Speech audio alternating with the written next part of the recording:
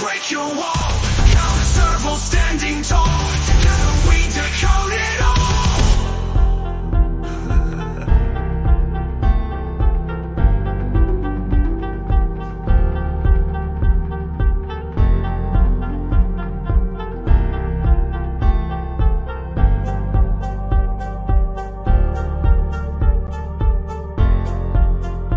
Tune into the sound waves, secrets of the dark maze, dark codes in the nighttime, information, gold lines. We're free in the spotlight.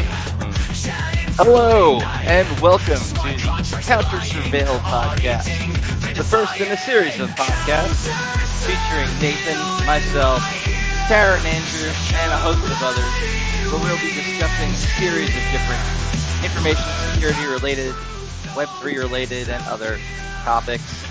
Hopefully, we do you right and give you some really good information that you can use to better yourself, your life, your company. So, starting out here, my name is Frank Trezza. Handle here, Trez, at least for the day. I work as a senior security engineer during the day for a Fortune 500 company. I also run my own business called Steel Trezza and Associates. We just had a good ad here. This is Adrian popping in. Adrian Crenshaw, the Iron Geek himself. Iron Geek, welcome to the cast. How's it going? I'm probably going to drop off and rejoin from my laptop in a second. I didn't realize that you weren't going to change the URL to actually access StreamYard. So, Yes. So feel free to do that and hop back in at your leisure. all right, I'll be back shortly. Sounds good, bro. So I am. Some people call me a hacker. It's not a term I use for myself. I am very curious about computer security.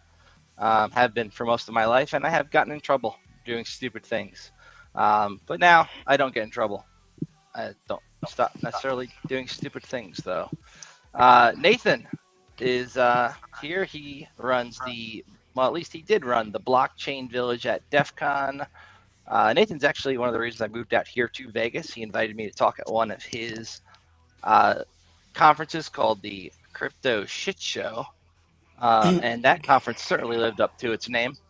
However, I kind of fell in love with Vegas, despite the fact having been here every summer for many, many years to go to DEF CON anyway. But having a little bit of extra time to actually explore it, it's one of the reasons I moved here. So I have Nathan to thank for that, or blame for that, depending on how you frame it. Karen and Andrew here are some wonderful people local to Las Vegas that I met, who I'm actually planning on doing another podcast with on Wednesdays going forward. Andrew and Karen, why don't you guys introduce yourself? Sure. Hi, my name is Andrew. I recently founded a AI blockchain company where we're focused on distributed, decentralized computing power to keep up with the demand needs for LLM model training. So security is, very paramount to us. That's one of the reasons I wanted to be on the show today, to really showcase, when we're all connected to these decentralized networks. Our internal resources are at risk. So happy to be here. Thank you. Absolutely. And it's always important to understand your threat model. That's one of the things we'll be covering today. Adrian just joined us, the Iron Geek himself. Adrian, in my opinion, is one of the best people in InfoSec, even though he really is kind of, how do you put it, disenfranchised with the bullshit that goes on within our community and the games that people play. Adrian and I go way back. I was a member of Adrian's podcast, the Iron Geek Cast, for a number of years. I pretty much did the InfoSec news segment each week, and we all shot the shit together. We put out, I think, over maybe 300 casts in all, one a week for quite a while. Adrian can definitely introduce himself and who he is a bit better, but in my opinion, what makes him one of the best is we always had these conferences going on for a long time. Nobody thought, hey, I should record this and make sure that we save this knowledge so that it doesn't just disappear into the ether.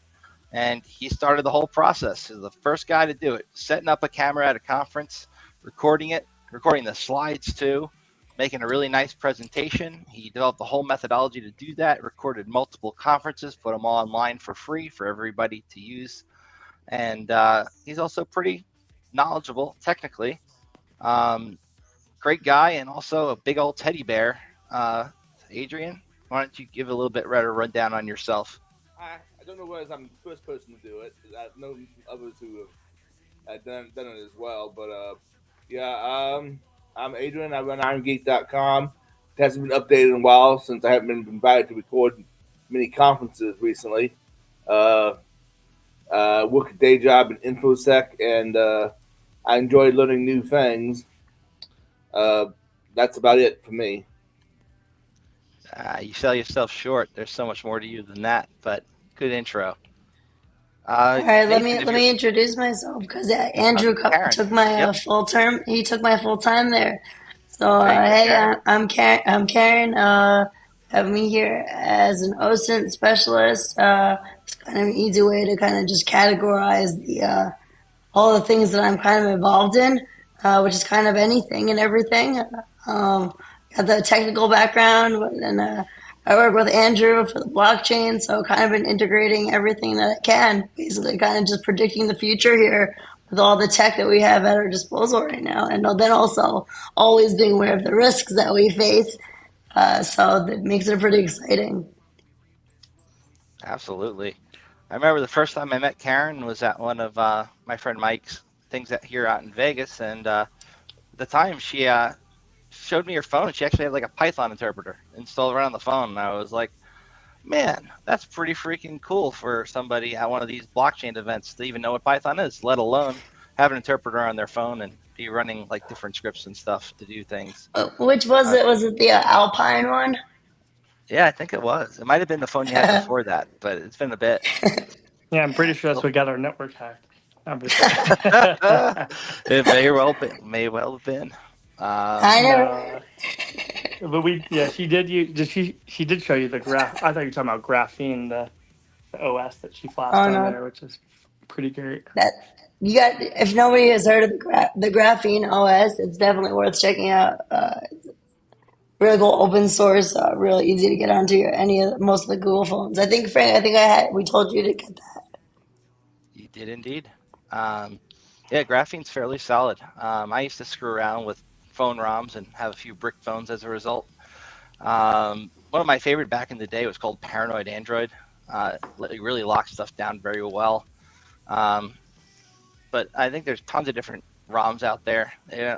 There's a whole trust model that comes to that stuff, making sure that you know who put the thing together that you're putting on your phone in the first place. Because you're literally installing a replacement operating system on your phone that was compiled by somebody who uploaded it to a forum.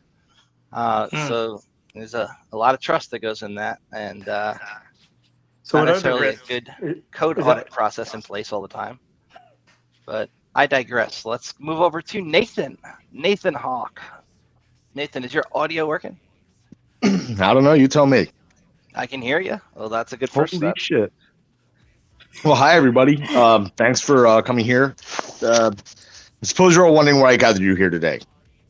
I wanted to go over a whole bunch of basic InfoSec terminology for people in the crypto and blockchain space, because I'm seeing a big, ever worsening divergence between best security practices and understanding of them and what's actually being, rushed to market in spite of that knowledge being readily available. So, like Frank mentioned earlier, one of the founders of the blockchain stage, as seen at DEF CON. I was one of the founders of the IoT stage on there, and before that, volunteered in the wireless stage. So I've been around InfoSec quite a bit, but I'm not here to say that I'm a hacker. I'm not. What I am is a guy who has very intimate knowledge of how that industry functions and interoperates with other industries, and how blockchain, which I'm very passionate about, and cryptocurrency, which I'm very passionate about, should be interfacing, and they're not. And we're going to try to remediate some of that nonsense today, just by going over some terminologies. Excellent. All right. So, are we jumping right into this? We did our introductions. Are we ready to go? Yeah, I'll let you take the helm, Nathan. All right, fantastic. Do you think that we're going to have any other people on today that were supposed to be handling certain questions, or we're just... So I just heard back from our friend Nina. Unfortunately, she cannot make it today. She is stuck in BHV planning meetings, but she would be happy to join the next time we cast. So we can perhaps delay some of the questions we would have asked her, or redirect them to Andrew, who might know some of those answers as well, as a co-founder of a Web3 company that deals with AI stuff. Okay, well, go ahead, Andrew. Oh, I was just going to say, I also mentioned it to one of my buddies who is an engineer at Qualys. So I'm not sure how familiar you are with those guys, but he said he would join at some point. So maybe not this show, but the next. Okay, fantastic. All right, well, let's start off with one of the workhorses. Frank, Adrian, one of you guys. What would you say a customer should expect to experience in an ongoing security engagement? Great question. That entirely depends on what type of security engagement it is, and there's a really big difference between the different types of engagements that are out there. We have penetration tests, which a lot of companies require like once or twice a year, depending on their reporting requirements. Pen tests are really cool, and they're kind of my bread and butter at my company. These tend to be engagements that are about 2 weeks long, where your penetration tester, your tester, is going to look over your environment from the outside.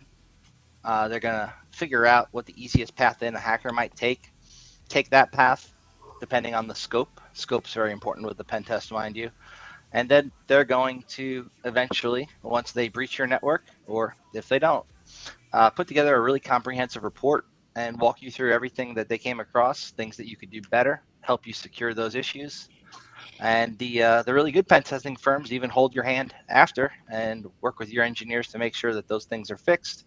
Then you do a retest. So that's like your typical pen test. There's little nuance to that between white box, black box, all those fun things. One being like if you're going to be inside the network, or how much knowledge you have about the tests ahead of time. Yes. Could you go into white box, black box then a little more? Sure. So white box testing is you're going to have a lot of knowledge of what's going on. Generally, even with a white box test, you're going to be sent like a device or a virtual machine that you're going to put on your network to give that attacker the same kind of level of access of one of your employees. And then you're going to see from maybe an insider threat perspective what an employee could do if they were just sitting on the network with very limited access, what they can access, how they can pivot. If you have basic vulnerabilities that would allow them to even escalate all the way up to domain administrator, which is like in a Windows environment, one of the highest levels that you can get up there. So that's a white box. A black box is like very limited knowledge of the attack surface. So you might give them perhaps, this is our company name, and then during the enumeration phase, they'll look for more information and then confirm with you like, hey, is this your address or not, before actually then going to attack. Because with a black box, there's a lot of issues if somebody accidentally scans the wrong network and ends up getting in to somebody else's stuff, which unfortunately has happened a few times in our industry. So a black box is pretty much very limited knowledge. They don't know a lot about your company. They're going to attack it more like an attacker, but there's still going to be a scope. So the scope might say like, hey, phishing's okay, but only for these users, or phishing's not okay. Or you can scan our network, but only from the hours of 5 p.m. to midnight, because we don't want to interfere with production.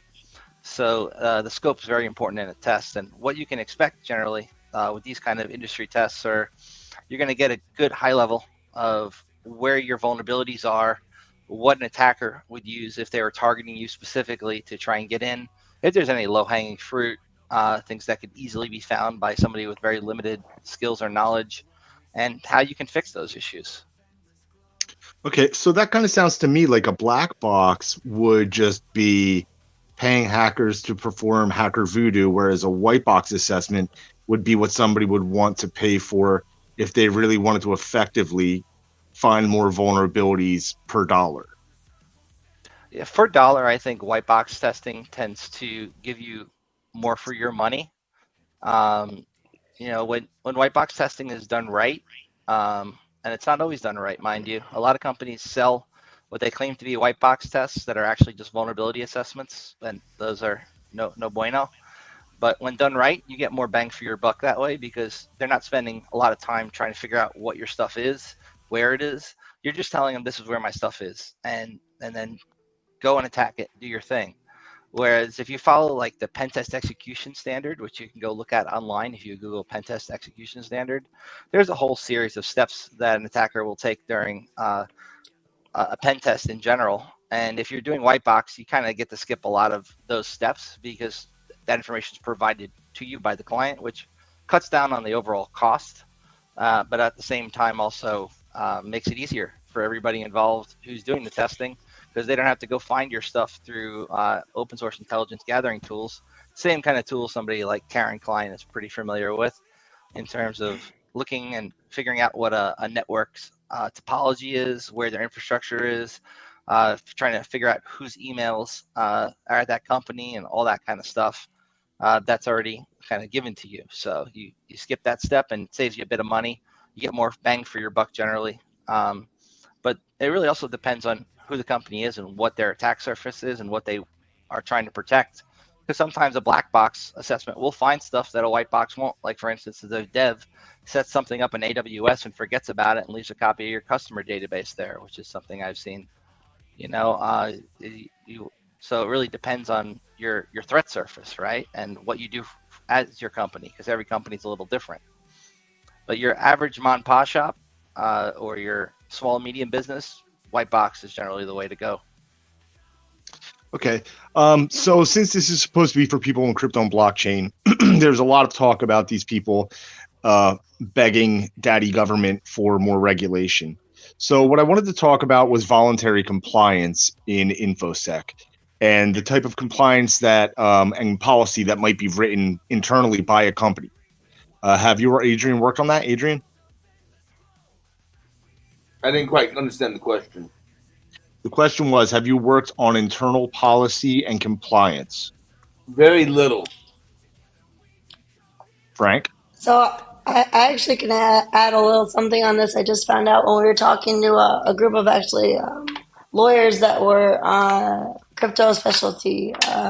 So they were saying that one of the things is when it's really important with all the AI that's coming out that anyone download anything to their device has to have in their terms and conditions. One of the things that they're going to be doing for compliance is to make sure that the user has to scroll twice and then click accept. That's the way that they're moving forward to just verify that these are humans. Right. I thought that was really interesting. Yeah. You'd be amazed at how many projects literally don't even add the TNCs to their website or anywhere, much less the software. And most Web3 projects honestly don't have software downloads. The only reason we do is because we provide a client that allows you to interface with our network to be part of a distributed computing platform. However, though, to the compliance one, I also do have a bit of experience in that as well. I worked at BitPay, which is the most compliant cryptocurrency company and the oldest cryptocurrency company that's been in business since 2011. And they focus on payments and payment rails. And there's a lot of nuances going from money transfer licenses to a bit license from New York to, do you use Chainalysis to, trace transactions to, OFAC sanctioned entities. There's a lot that goes into it. So I guess what part of compliance are you most likely or mostly referring to? What I'm referring to is the opposite of both of those. I was referring to voluntary compliance and voluntary policy that people would impose upon themselves as a measure of adhering to some type of standard or best practice, rather than having third-party bodies impose their will on the industry. Different type of compliance. Yes. Yeah. So some place that you might see this would be with just having a memo go out around the company as far as novel phishing attempts and stuff like that. Frank, have you worked in policy? Yeah, I've done some GRC stuff. So GRC, governmental regulatory and compliance work. Nope, is wrong stuff. Drop the G, different something stuff. else. I know. So you're talking about specifically was like voluntary compliance. So Yeah. So for example, like the entire existence of the TPN, the Trusted Partner Network. right. You and I have discussed that a little bit. Why don't you expand on that, Nathan? Well, because I'm supposed to be asking the question, so I can't really do that. That would be doing this all wrong. Sure. So I'll do my best to reiterate what we've previously discussed there. Trusted Partner Network is a project Nathan's looking into putting together where... No. I'm talking about the existing one in Hollywood. Oh, that one. That's different. I can't talk to that. I don't know much about it. Okay, I'll talk about it very, very high level real quick. Just get it out there because it's the idea behind it that is very, very important. And the idea is that you have all of Hollywood and they all spend a whole lot of money creating digital assets, entertainment, right? And entertainment is the United States' second biggest export after war. So it's a very, very important part of our GDP. So basically, the Trusted Partner Network is a way to assess risk to assure that nobody is getting hacked. HBO has a whole lot of interest in legacy not getting their stuff shown, along with Warner Brothers and all these unrelated studios. They all need to watch each other's backs, right? So they all work together. And while there is no governmental compliance and while there is no governmental policy over this stuff, they're very hard on themselves to assure that that's never a necessity or anything like that, and that they're all protecting one another. And it doesn't become an attractive means of black hats extorting. So do you think it actually works? Because I feel like everything would be standardized, and if you get it into one, then you have everything. Or right. No, so it's not about standardization. It's about a competing body of best practices, right? So would standardization happen?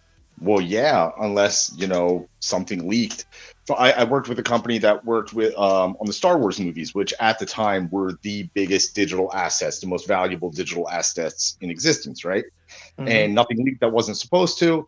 And that is a very, very, very serious undertaking. Even dealing with the line of sight cannons when they're doing off-site shoots, right? Well, how's all that stuff going to get pipelined back to the production studio? So, and how are we going to protect that? They always have to come up with new methodologies for custodying these assets.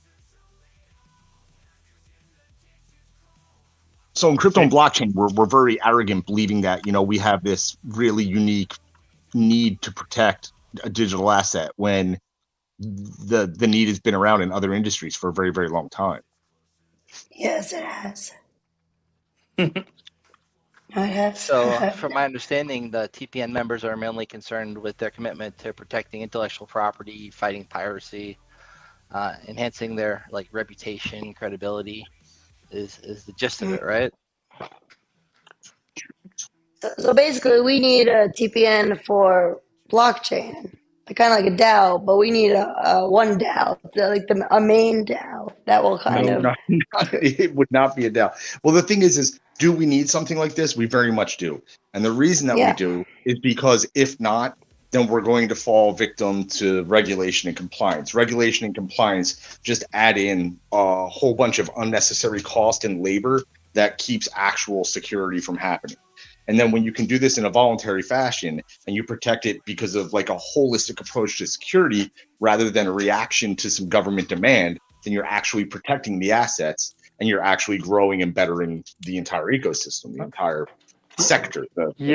I'm following you now. I remember at BitPay, I think when the travel rule, are you familiar with the travel rule at all? I'm still having audio issues. You can hear me. I'm having a really hard time hearing you. So just go ahead with it. All right. No. I just the travel. I guess the travel rule at one point was $10,000 or technically $9,999 that you could move throughout. So I guess BitPay had a voluntary compliance policy where we said hey, we'll comply at say $1,000, and we'll anticipate that the laws are moving in these directions. I know that's not exactly what you're talking about, but it does seem a little bit proactive in a sense versus reactive to the laws. Is there a parallel there? I Oh would yes, say that's there is. 100% what I hope to achieve. Excellent. So So what's for the that- motivation though? Where do the companies that don't even have a CISO like source that from without getting gouged by a web, I guess not web 2, but a traditional cybersecurity company? Well, so there's a whole lot of different ways it can work. We've been discussing. This is really going off the rails here, but we've been discussing and really like looking at cause and effect. What happens when you have a traditional security consultancy do a whole lot of work versus when you have like a well-scoped bounty that sits out there because you believe there's a bug sitting somewhere that needs to be dealt with, right? So is it going to get fixed? Is the incentive there? Or is the incentive better that someone knows, oh, okay, well, this is a possible attack surface. Let's hop on it, and then fuck that $5,000 bounty. We could do, $1.5 million wallet drain instead, right? So it's an idea of like incentives versus an unsophisticated attacker might not have access to expensive tools, right? So I don't know. We're still kicking around ideas and about cause and effect and everything like that, and what this thing could potentially look like. But step one is educating people. So today we go through vocabulary. Vocabulary is good. And we have got Adrian here to help us with that as well. Adrian knows quite a bit of that vocabulary. Right, Adrian? My vocabulary mostly consists of 4-letter words. How about we do something like threat detection? Sure. Threat detection. That's a pretty big window, but we can break that down. So like threat detection, overall detecting threats. There's a lot that goes into it. You have, I don't know, like data collection, analysis, threat identification, alerting, response, all these kind of things.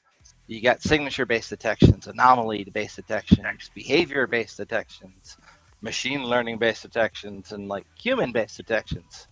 So it's pretty much a pretty important component to most company security posture. It's going to help you like identify, respond to threats in real time, reduce like the possibility of a data breach, or protect against financial loss or reputational damage.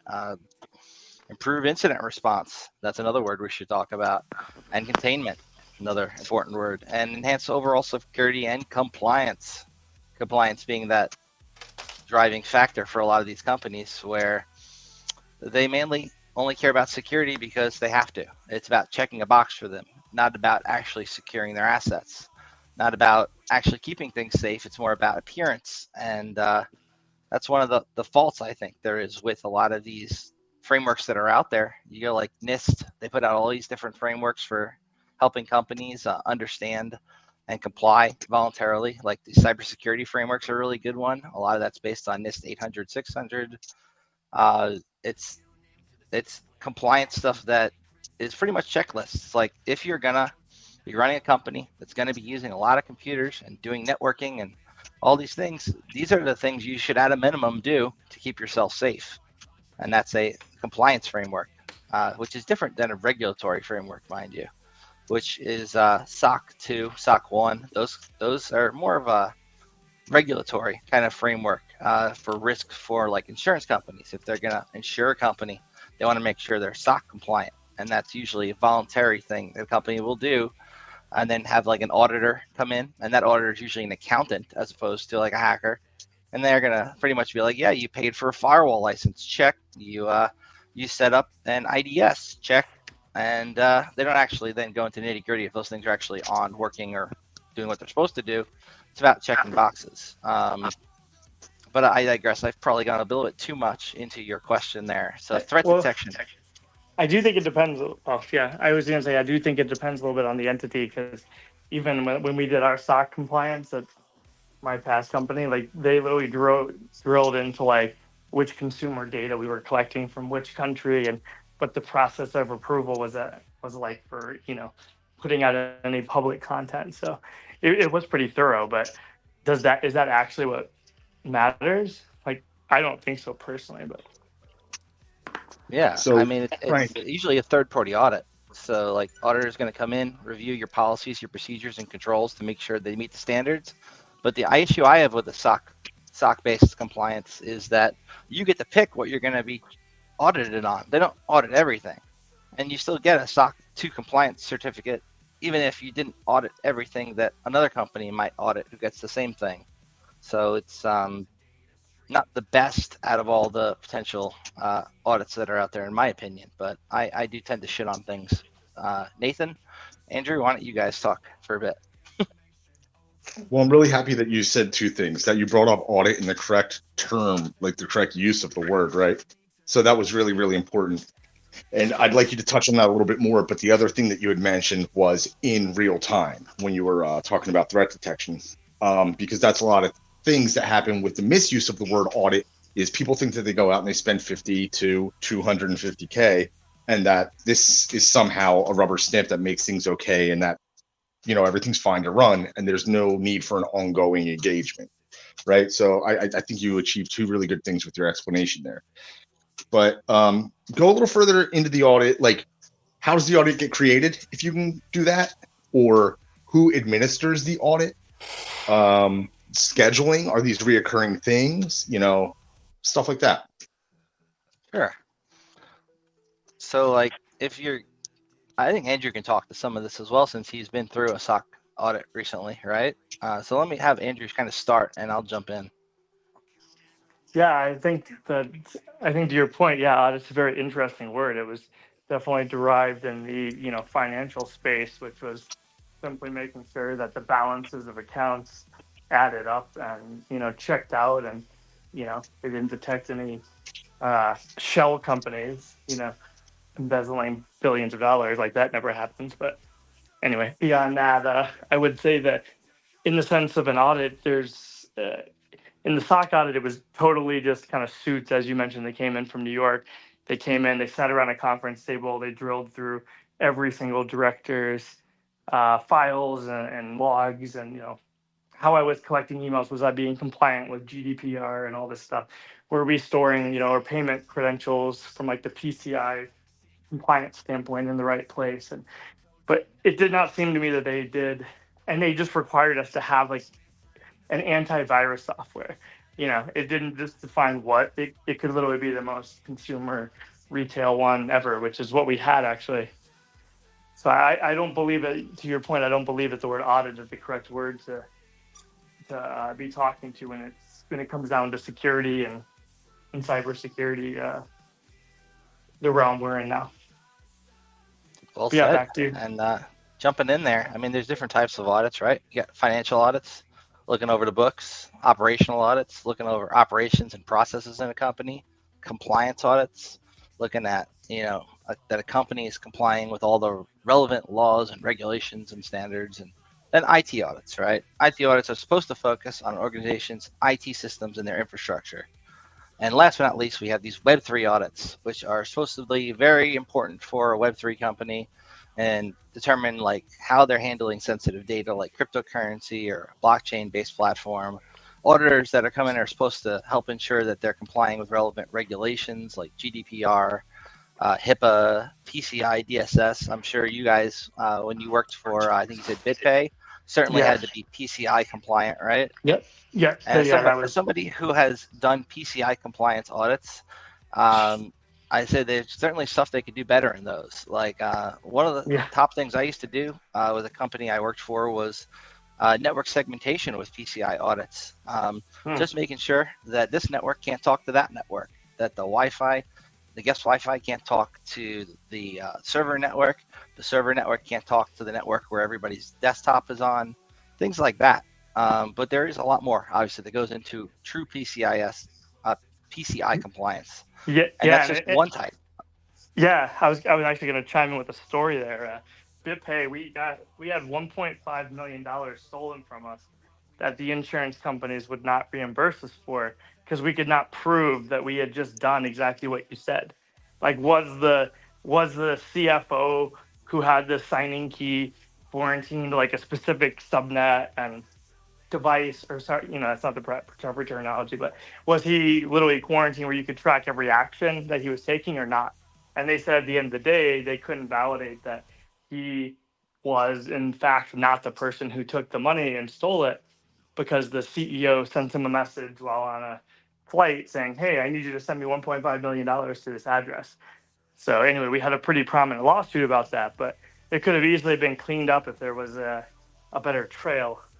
And I'm fearful to use the word audit now because I'm trying to see which direction it goes into, but that was just one story. That was a great story. Thank you for sharing. Anybody else have anything they want to share about auditing or compliance?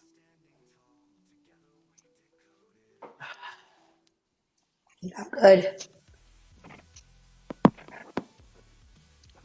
As far as auditing is concerned, in the coming weeks, we're going to be doing an entire episode on it. So I don't think there's no need to really go into the weeds any further with that. But I do want to touch back on something else that we're going to be doing an entire episode on that I think we would do well to address now a little bit. And that would be incident response, because that's a fun one. One of the things that makes incident response really unique in the crypto and blockchain space is, how do you do incident response with miners on a distributed network that are all across the world in different time zones? That question doesn't really have an answer, but could you talk about some companies have what internal incident response policy might look like, and then the reaction after an incident, the actual response? Okay, so I was actually a security operations. I worked as a security operations center analyst at Kaseya, so I could probably start off this one. Go ahead. So basically, we're monitoring your network. We're watching people who are traveling for business, log in from different IPs that we don't know, and we're calling. And then if it's something that's totally suspicious at that point, we're gonna just call them. Usually, companies, when we're managing and we're monitoring their networks, they have someone in their own operations center that we can just call and say, "Hey, look, is this someone here, or are you guys running any tests?" Usually it's them testing on themselves that we get the alerts for. So usually, we just kind of reach out directly to them. And if not, we just shut down their systems. We could shut down individual devices, or just shut down the whole network. That actually is interesting. That's actually kind of well, so to the point of crypto, though, that's actually impossible, right? Like as you mentioned, kind of time zones and whatnot. Like it does work in the traditional space, and now I understand Kaseya. However, in the blockchain space, you don't even know how to get in touch with somebody who's started half of these projects. I mean, you've got people that are anonymous; they don't give their name; they're pseudonymous. You've never heard of them. Like there's nobody 24/7 watching around the clock. It's much more Yeah, of a but reactive space. yeah, but Like the blockchain itself prevents so many of the vulnerabilities that you would see. But not, I mean, but if you know that your private keys for signing transactions are going to be likely stored on some network, I mean that network becomes a massive, attack venue. And notably in bridges, for instance, if you guys look up the amount of money, I don't have the facts in front of me. I wish I had a Joe Rogan assistant to look it up, but I mean there have been billions and billions of dollars just that have been just drained out of bridges because no one's actually being proactive. They're just literally waiting for the bridge to get hacked, and then they're going to fix the loophole. And I know some projects now are paying, seven-figure bounties for exploits, but that's still, I don't know if that's enough. I thought You, we were you just bring talking up a about valid point. I monitoring. mean, Cosmos, Polkadot, Ripple, Binance, Ethereum, all of them. I mean, the bridges are like important, and all these different protocols, these cross bridge things that kind of let different blockchain networks talk to one another is a ripe space for abuse. And You know, social engineering is a huge issue because nobody knows who anybody is. I've worked for the last 5 years with people that I don't know one of them personally, and I don't even know their real names or where they live, and I don't ask. So if you imagine that level, combine that with a savvy social engineering candidate that is able to manipulate you and think it's your boss, et cetera, et cetera. It's so easy on Telegram, for instance. It, it just makes the industry so unique. And I think there has to be a whole new set of kind of standards or way that we're going to do things. But with the anonymity layer, it's very challenging. What do you guys think about that? Absolutely. That's a very valid point. I mean, Web3 organizations are decentralized by nature. That means the incident response plans also got to be decentralized. Makes it a lot more complex to build an IR plan strategy that's going to involve all these different stakeholders and parties. And when it comes to like blockchain specific threats, Web3 orgs are vulnerable to things like 51% attacks, reorg attacks, all these different smart contract vulnerabilities, and like IR has to take all these into account and include like specific measures to mitigate them. And not every company is necessarily going to do a good job. And sometimes just having one weak link in a chain, if you have these cross-bridge protocols, can, really screw over other related networks and, token-related risks even. Handling cryptocurrencies and tokens, which are like really valuable, vulnerable to theft and loss, and also a lot of the times very hard to trace once they've been stolen. IR has got to include a lot of stuff to protect these things proactively, not just reactively. And you had mentioned proactive versus reactive before, and that's a really good distinction because when it comes to incident response and InfoSec, there are two types. There's proactive incident response where you have a SOC, like Karen had mentioned, and that SOC will call you and let you know, hey, something funny's going on. Make sure that's good. And then you have reactive, which is more in the digital forensics and incident response, where it's after the fact, figuring out how a hack happened, what happened to cause it, what could have been done better. It's cleanup. And those people who are really good at that make a lot of money because it's a very specialized skill set. It requires the use and knowledge of specific tools like autopsy and knowing how to handle sensitive data properly where it could be admissible in a court case. So a lot that goes into all these different things. And not everybody in InfoSec even knows about all the different kind of like sub jobs that different people within our space have. Some people specialize very much in what they do, and they don't really care what other people in the industry do. If people are very good at configuring firewalls, and that all they do is configure firewalls, and then other people who are very good at recording InfoSec conferences and getting that knowledge out there, like our friend Adrian here, who hasn't talked much and should talk more. And so like there's a lot of different stuff you can specialize in our industry. But going back to incident response in general with Web3, there's I think not really much in terms of a compliance framework that's out there that's geared directly towards them. You can definitely pick and choose from different compliance frameworks to make yourself more secure overall, like But you can't really framework. That's the challenge. Is a lot of these companies, again, they are for instance the DAOs, right? Yeah, and the reason that we've been so successful in the West, and especially in the progression of civilization, is because we have had levels of hierarchy and decision makers, and DAOs basically create redundant work for people. So the only way to overcome that, in my mind, is to actually have a committee of a group of people dedicated to the project who focus on that.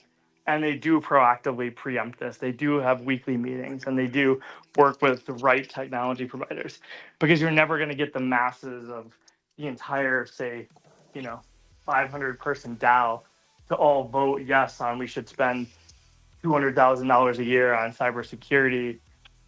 It just doesn't happen, right? So that's why we. So for some of our listeners who might not know what a DAO is, can you expand a little bit more on what a decentralized autonomous organization is, how it differs from, say, a traditional organization? Yeah, I would say it differs in a sense of you're performing a function that's needed by a project with no formal job title, affiliation with the company, official on the books record. So it's almost like you're just helping be part of a community. And it's funny because I don't really believe we're truly to the actual realization of what a DAO is. I mean, first of all, they are decentralized, but many DAOs have 3 VCs that make up 70% of the voting rights. So many are not decentralized, right? And then autonomous, I would definitely say they're not autonomous as it is now, because we have to have multiple committees for instance, you can't have every DAO member voting on every single transaction to spend $20 for a subscription to a social media monitoring platform. So there's a long way to go in the autonomous sense. Like it doesn't just run itself, right? And in terms of organizations, luckily the legal framework has opened up, and states like Wyoming are very familiar, very friendly with DAOs now, as well as again the Cayman Islands BVI model as well. So in a nutshell, DAOs are it's a community that you join, and there's two types of people. There's core contributors who were there from the beginning and they're mostly full time, and then they're just going to be contributors, which could be anybody that could put up a proposal that is a member of the DAO, and it ends up being a self-governed community. However, the problem with that is if you have 10 people working on the same initiative at the same time in a different way, you end up doing 10x the work, and it becomes very inefficient, and it really lacks the decision-making time takes way too long. So that's that's my perspective on the DAOs, and hopefully you get that. Yeah, I haven't really been all up to speed on DAOs like a lot of people. Some people have talked to me about them, and from my understanding, structure-wise, if you were to compare them to like different ways that a regular organization runs, decision making is a bit different. They offer decentralized decision making, which is like more diverse and can lead to more innovative ideas, and they're going to operate autonomously. So that can also lead to faster and efficient things happening. But at the same But time, can you imagine trying to get a platform in place to protect you from like a known vulnerability, and it taking you 2 weeks to get the DAO vote approved? Like, things like that just are not. That's insane, right? I mean, imagine you had a 0 day on your network. You needed to be patched right away, and you now need to have a vote go up before it can be fixed.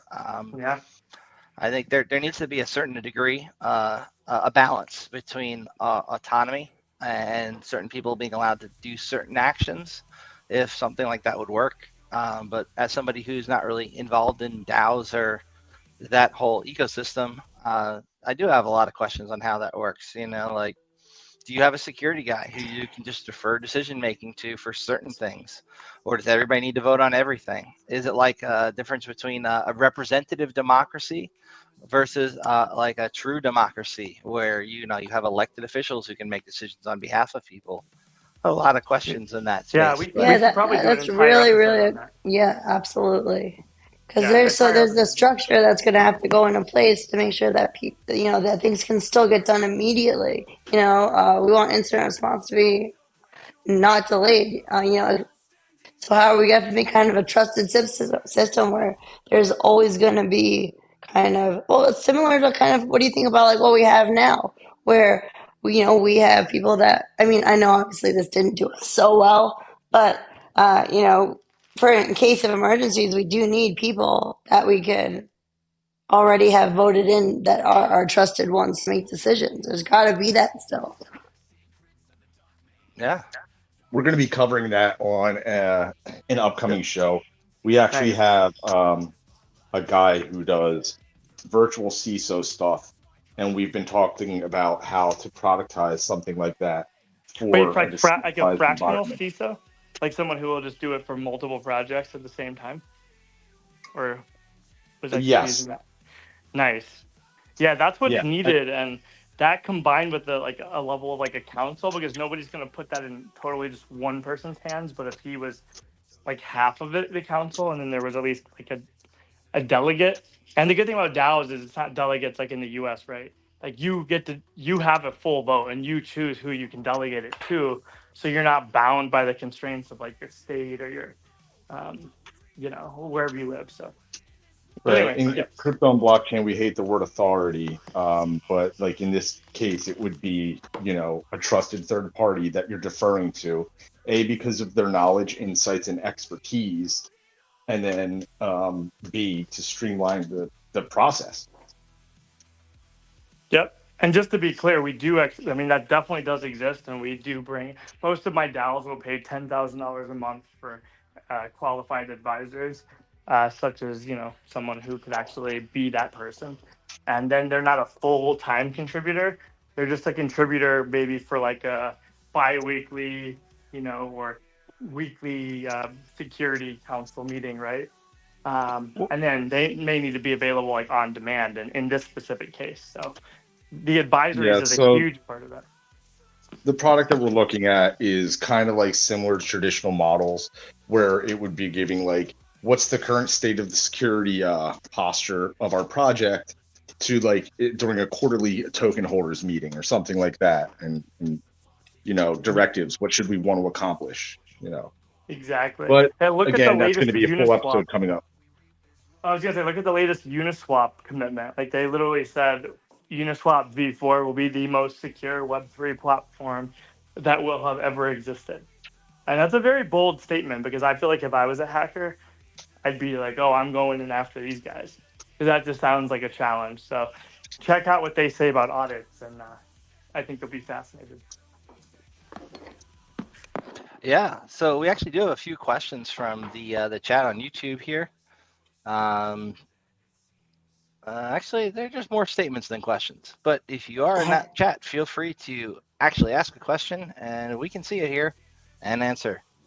Ryan actually put DAO as an entity with no central control where members may vote on different initiatives, usually weighted by the amount of tokens they hold. Yes, that is very true. And I actually only learned that about 2 months ago. Talk about being out of the loop. Well, yeah, that's a model that people have seen through for a long time. We call those the VC DAOs. Like a proof of work DAO would be much more, sustainable. Because if 2/3 of the DAO is controlled by two venture capitalists who have a relationship, then it's not really a DAO.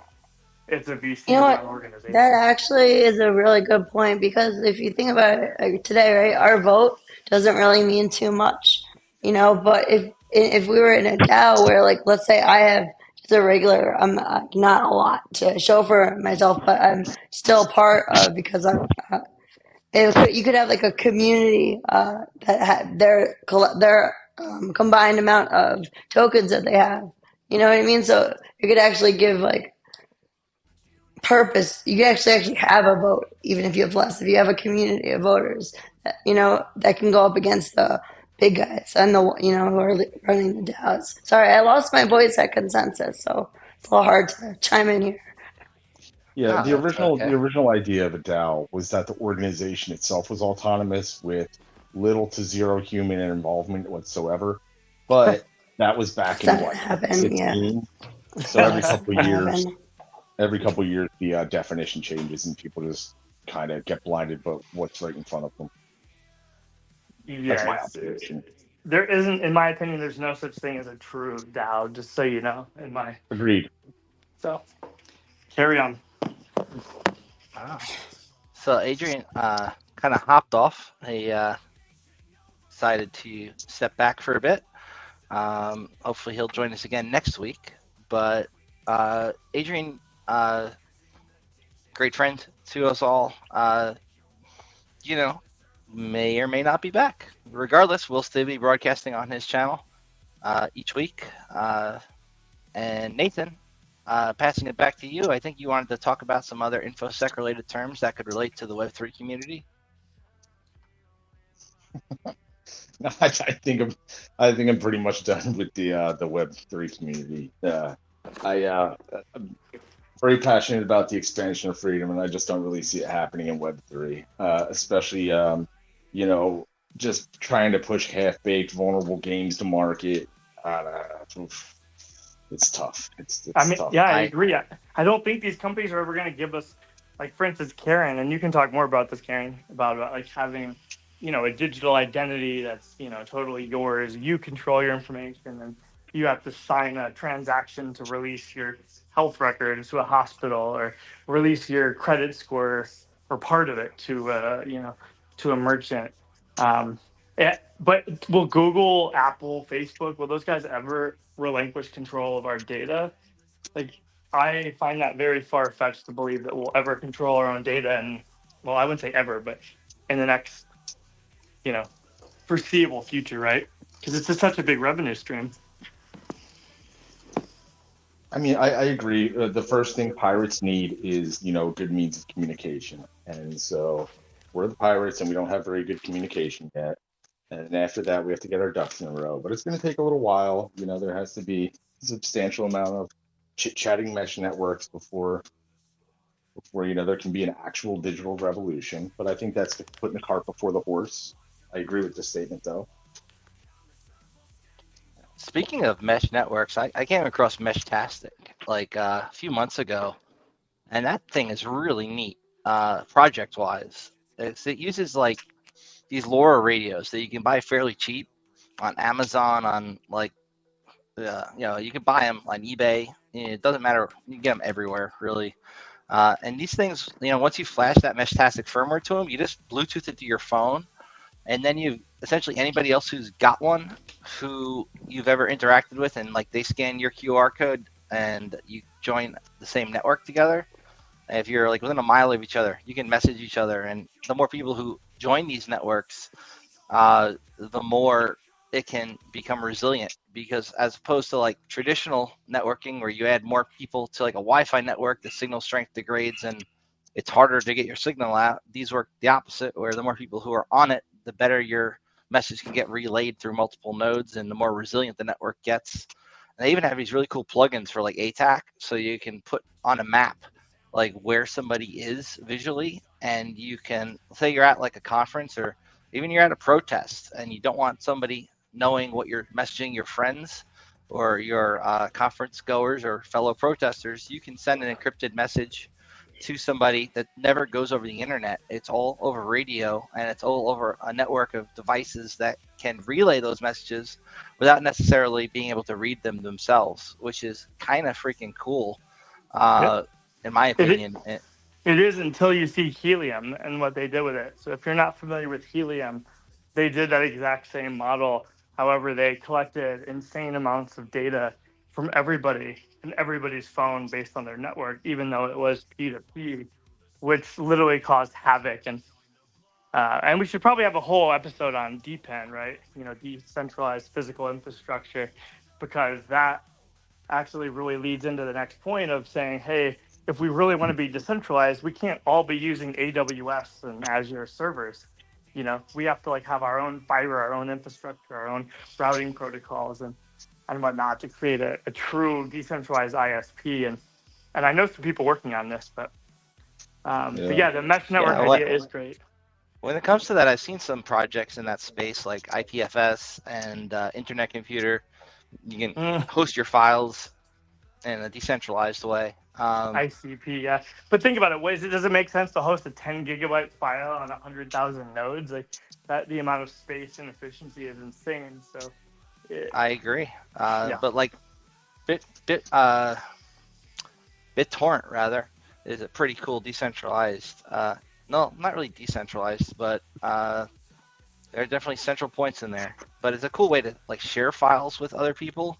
In my opinion, it's mostly used for piracy, honestly. But you could also just as easily share a Linux ISO that way. And downloading that one file from like 1,000 sources tends to be so much quicker than from one source. And like, I've been able to pull down terabytes of stuff so much quicker than if I just had like it hosted on AWS and I tried to pull it down, through one long file transfer, and that would just take forever. Whereas this, it's like as fast as my internet connection can get it and as fast as it can write it to disk, I get that. And I think that's really cool use of like a decentralized technology. Now, honestly, you could say like the older protocols like Nutella and like what Napster ran on, which was I think called something else. I don't remember now. But like those were more decentralized because you didn't necessarily have the central points of failure that you have with BitTorrent, but it is still a good step in the right direction. And there are ways you can kind of like safely and anonymously share files with Wormhole and other things out there. But there's definitely a lot more that needs to be done in that space from a privacy perspective. And Helium, great point. I mean, also ran on LoRa, but was a privacy disaster, and also was mainly problematic because of the way they decided to incentivize people for running their nodes and paying them in their cryptocurrency, which they got less and less of as more people came into the area where they were in. So it's like, so you're going to de-incentivize people to put more of your stuff there. Okay. But yeah, it was a good start. As far as a project goes, I think it was an interesting attempt. It just kind of, like most projects that I've seen in this space, tend to fall apart over time. Yeah, Karen, why don't you talk about Oh, sorry, I didn't mean to take over the conversation, but Karen's been really passionate about this project called WorldCoin, or not passionate about WorldCoin, but the idea that What how they knowing put, how they failed. yeah, yeah, exactly. Are you familiar with that? WorldCoin. I think Karen's actually spoke to me a little bit about it, but I don't want to guess, so I'll let her explain it. They were kind of trying to just be the token for everybody, trying to say, okay, well, we want. They actually, so their strategy was to make a world ID, which is terrifying. That's why it failed. No, but really, what they were trying to do is just be able to give access, to the blockchain to everybody, and their solution for that was doing, for working with the digital identity and making it a kind of a global passport. But where they failed is that they were trying to do too much too fast. They didn't have the scalability, and so they sacrificed like everybody does, and they're trying to get tech out too fast. They sacrificed security for access and ease, and a more centralized, network. So basically, they were building a nation state. They were doing the opposite of what the token was supposed to do. Yeah, that is pretty interesting, actually. And I think a lot of these projects really start out with the best of intentions, but start making one concession, and then after that, they have to make another one. And before you know it, the entire scope of the project has devolved, and we see stuff just fall apart. Like when you think of it on a large scale, even back in history, even before all this, I mean, every time there is a national crisis, we need results fast. So we'll put out something, even though it's not fully ready. Like in COVID, we all of a sudden got everybody to do the contactless payments, and we got everybody to do all these things that made their lives more convenient, and that helped in the emergency situation. But they weren't long-term solutions. So a lot of the tech that we have right now, these were the short-term solutions that were never meant to be long-term. They were supposed to be good enough. If you've ever worked in InfoSec, the old axiom kind of holds true. There's nothing more permanent than a temporary solution that works well. I mean, I see all the time. Yeah, and that's true, because if I it was works, thinking why the change it? ones. Tends to be what happens, and it's pretty sad, right? A lot of these projects, they put in place these temporary solutions, or they make a concession, but before you know it, that just becomes the norm and the standard, and the drive to improve and like make shit better just falls to the wayside. Exactly, until another technology, because I think look what we're seeing right now. Everybody has these really great projects, but nobody has put them together in the right way for the right reason yet. Right, and I think a lot of companies want to jump on that it's Web3 bandwagon, so they'll find a way to incorporate a blockchain technology into a project that would be better served just by using a traditional database. Like, as cool as a distributed ledger is to be able to store your information and have it redundantly written in an immutable way to multiple other copies of a database, sometimes a good old SQL database is what you need to do what you want. Sometimes having a Exactly. standard API endpoint is just fine, and you don't need to do your API communication over the blockchain for some reason. I've seen a lot of really odd use cases for Web3 and blockchain technology that I just think, why? Like, I thought the initial use case for NFTs was pretty cool. If somebody was, non-fungible token, For those of you who are not initiated in that space, most of us hear that and we think of idiots buying JPEGs for millions of dollars and then watching the price of them drop to be next to nothing over time. But the initial use case was going to be that was your receipt when you bought a piece of art to prove that the piece of art that you had was legitimately that piece of art. It was, you know, And like, I hey, think we're going to end up transitioning kind of back into that original purpose of it, as we see blockchain being more used on a wider level on our economy, because it will happen. And the whole NFT will be more of, like for real estate, it's I don't care if it's a picture of your house, a picture of what, but that is still your proof of purchase. yeah, but I mean, just like with pictures and the stupidity associated with that with NFTs, and we got like a Meme board. coins. Meme coins. That's another freaking a whole nother topic. Like there are people selling virtual real estate in virtual worlds that are built on blockchain technology, which are like, oh, you can buy the deed to the business that you live in, but in the virtual world, it's so dumb. But people are making so much money on it. Like this dude came out to Vegas and rented out a whole hotel. And I actually got to go to that shit. And I got a picture with the guy just for shits and giggles. But I mean, the whole company is dedicated to selling virtual real estate that doesn't exist in the real world to people who are willing to buy it. And that's only going to be around as long as that infrastructure is up. It's not like a tangible thing that you can hold in your hand. You're spending money on like a place in a game. It's really odd. But that wasn't Upland, was it? The app. It very much was Upland, and I got a picture with the freaking guy behind Upland. I literally went up to him like, "I'm such a big fan of you and what you do. Mind if I take a selfie with you?" And of course, he took a selfie with me. But but I got into that for free by kind of just knowing where to stand and what I their remember passes look like. Earth2.io. Earth2.io. It's like fucking Second Life. It's like, what the hell are we doing? Remember, you go all the way back to Traveler.io, like early days of the internet. Yeah. That's what people thought it was going to be. Like walking around with virtual avatars in like a virtual reality environment, but on a computer screen. And now, even like the meaning of what a metaverse was supposed to be has changed and is completely corrupted thanks to Facebook. But like, there's so many cool projects that could have been and can still be, but I think have really taken some serious hits due to people who are just wanting to make money quickly and not actually build anything that would be there for a while.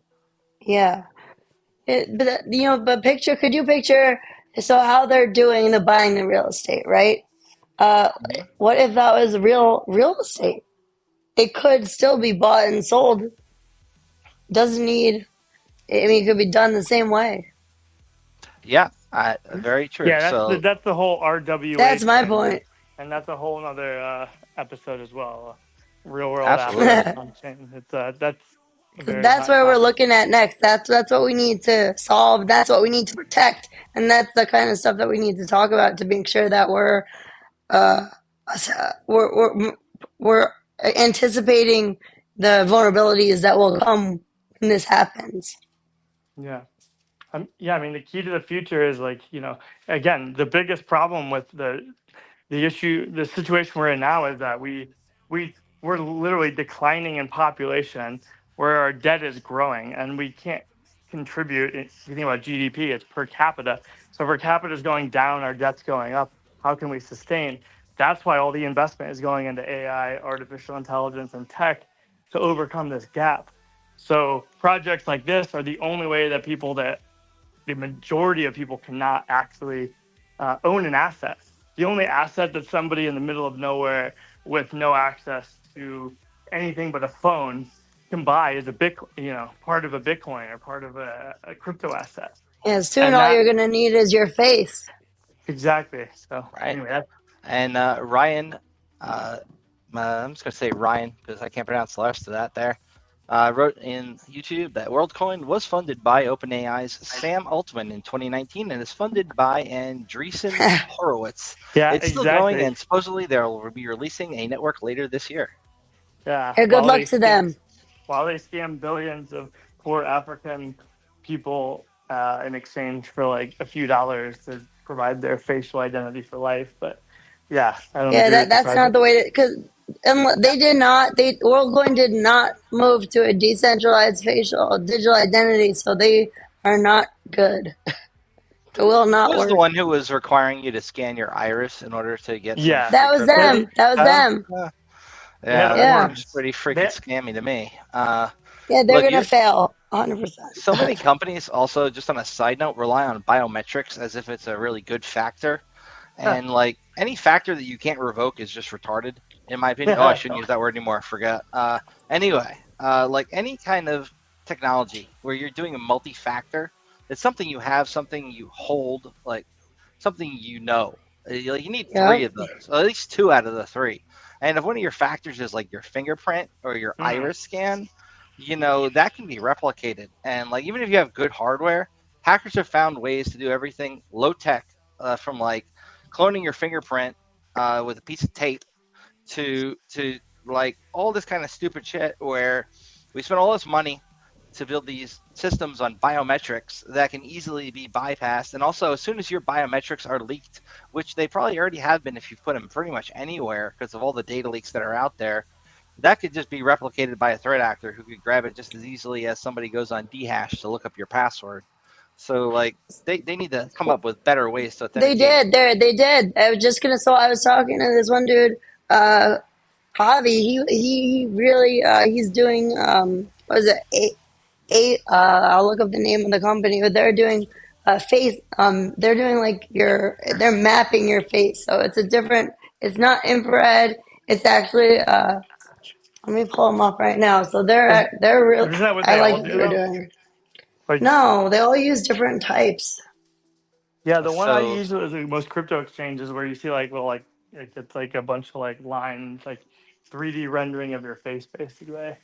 But still, I don't trust any of that with all the deep fake stuff now. And imagine a yeah, 3D look, printed look, like deep it's at fake. the end of the day, it's relying on a pipe in your computer that could be redirected. So somebody's doing Linux, right? Name pipe impersonation is huge. You can freaking name a pipe. Everything on Linux is a file. So if your authentication mechanism that is going to be relying on like checking some trusted hardware device is going to actually do what it says it does, and mapping your face with like a really good camera, or scanning your fingerprint is going to work, or checking your iris. If that's eventually at the end of the day just going to be a file, somebody's going to find a way to impersonate and pass it along without, especially if the authentication and the verification is done on the host system, and then just the verification is sent upstream.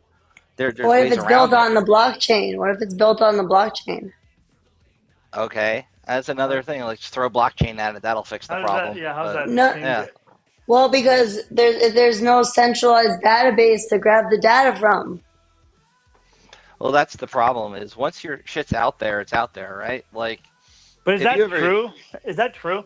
If there's no centralized database, but does that not mean that every database has all the same information, or is the database just just storing the aggregate? stuff in a decentralized database doesn't solve the problem of some hacker going and getting a copy of that data from some place where it's leaked and then using that as their, if I can log in with a picture of my face, or my face is my key, my voice is my key, right? You've seen deep fakes, right? Like, Dude, I I could can put create you my in 2 face seconds. on freaking Arnold Schwarzenegger's body and be the Terminator if I want to. And like, if your only method of verifying somebody is who they say they are is a biometric, or like a video call or a phone call, we've seen companies get hacked because they have some dude just do a little research, and they look like, hey, look, the CFO of this company gave a talk on YouTube. Let me spend 10 minutes and clone his voice No, based on it like a wouldn't 10-second work. sample, and then they This is call how. up. Oh, go ahead, Karen. Oh, Okay.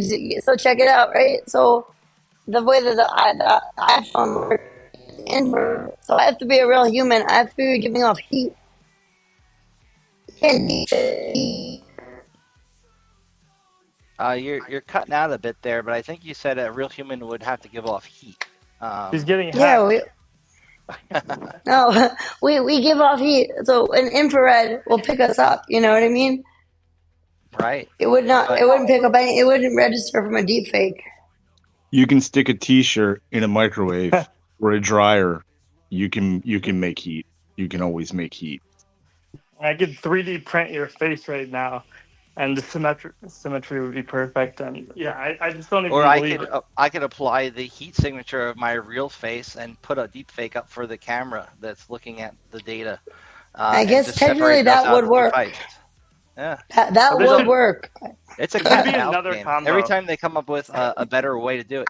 And what I'm saying, like companies have gotten hacked by people using deep fakes of and calling like their chief financial officer and being like, "Hey, Exactly. I'm on a plane. Send me, Andrew can talk to this one, but Exactly they're what Well, doing happened it to with let that me one. ask you this. Let me ask you this. What would work? What combination of our technology could we put together that would I work? agree. That's a great question, I don't know. and we could have a whole There's episode on no that. there's no perfect answer for that. I knew this guy. You had mentioned the healthcare records earlier. I met this guy who won some grant money from the VA office a long time ago, around 2016 maybe. Hmm. And they were looking for a solution to say, okay, let's say we have a whacked out vet and he ends up in another city. Can he check himself into the VA and explain who he is with severe mental health issues? And the idea Yeah. was the old something you have, something you are, something you know, right? Yep. And it's just like, well, how do Um, you can't, there is no perfect security using those three things because they're all no. terribly flawed. Mental health issues, what you know might not be there, right? Yeah. Something you Yeah. are, again, it could be taken from you, or you could just simply lose it by getting injured. Or you Losing could a sell finger. it. No. Yeah. No. I get it. Yeah. That's exactly what they're that these that when we do figure out the way that's going to be the key to kind of integrating all of this technology that we have. You have to. And I have no doubt in my mind that we are the group of people that can come up with that answer. Like we I don't have to want just to. think about. Oh, well, you're I don't kind want of to come doing it up with that. anyway. You want to know why I We don't can want to come come up up with with a that lot of answer? answers. Hang on. What would you say? Why, Nathan? The reason I want to come up with that answer is because it keeps us in the ridiculous OPSEC overanalyzation, right? And it's my Shit. belief that it's this OPSEC overanalyzation that leads to the Dunning-Kruger approach to the rest of security that leaves us with all the issues of why we were going over all this vocabulary in the first place. Because everybody wants to know, like, what can they carve their keys into and what kind of tree is the best tree to bury their hidden treasure under and everything like that, rather than going like, well, how do we have our application properly assessed? A much more important question to ask. Yeah, the overconfidence theory. Well, I mean, what is that? Is that what you were kind of describing, where you can ask two people how many grains of sand are there in the ocean, and nobody knows, but somebody will act like they know a lot more. He's saying that question. The question he is asking is relevant to immediate use case. Like that's the question that we could use now. Oh, So I think, and not to speak for you, Nathan, definitely clarify if I got this one wrong. Is what you were getting at is, well, these are all great questions. Until we have a solid foundation to build these things on, we really can't answer them because a lot of these projects are like sandcastles built right next to the ocean.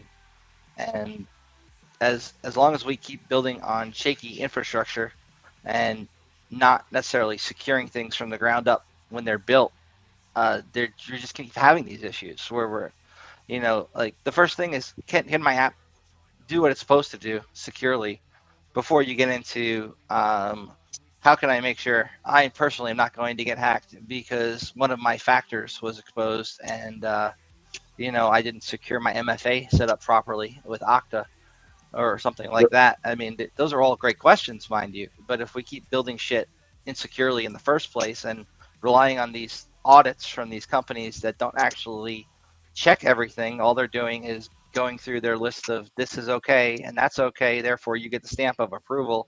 We're going to keep having blockchain projects get hacked. And a lot of the people who have the information security knowledge don't necessarily have the blockchain knowledge.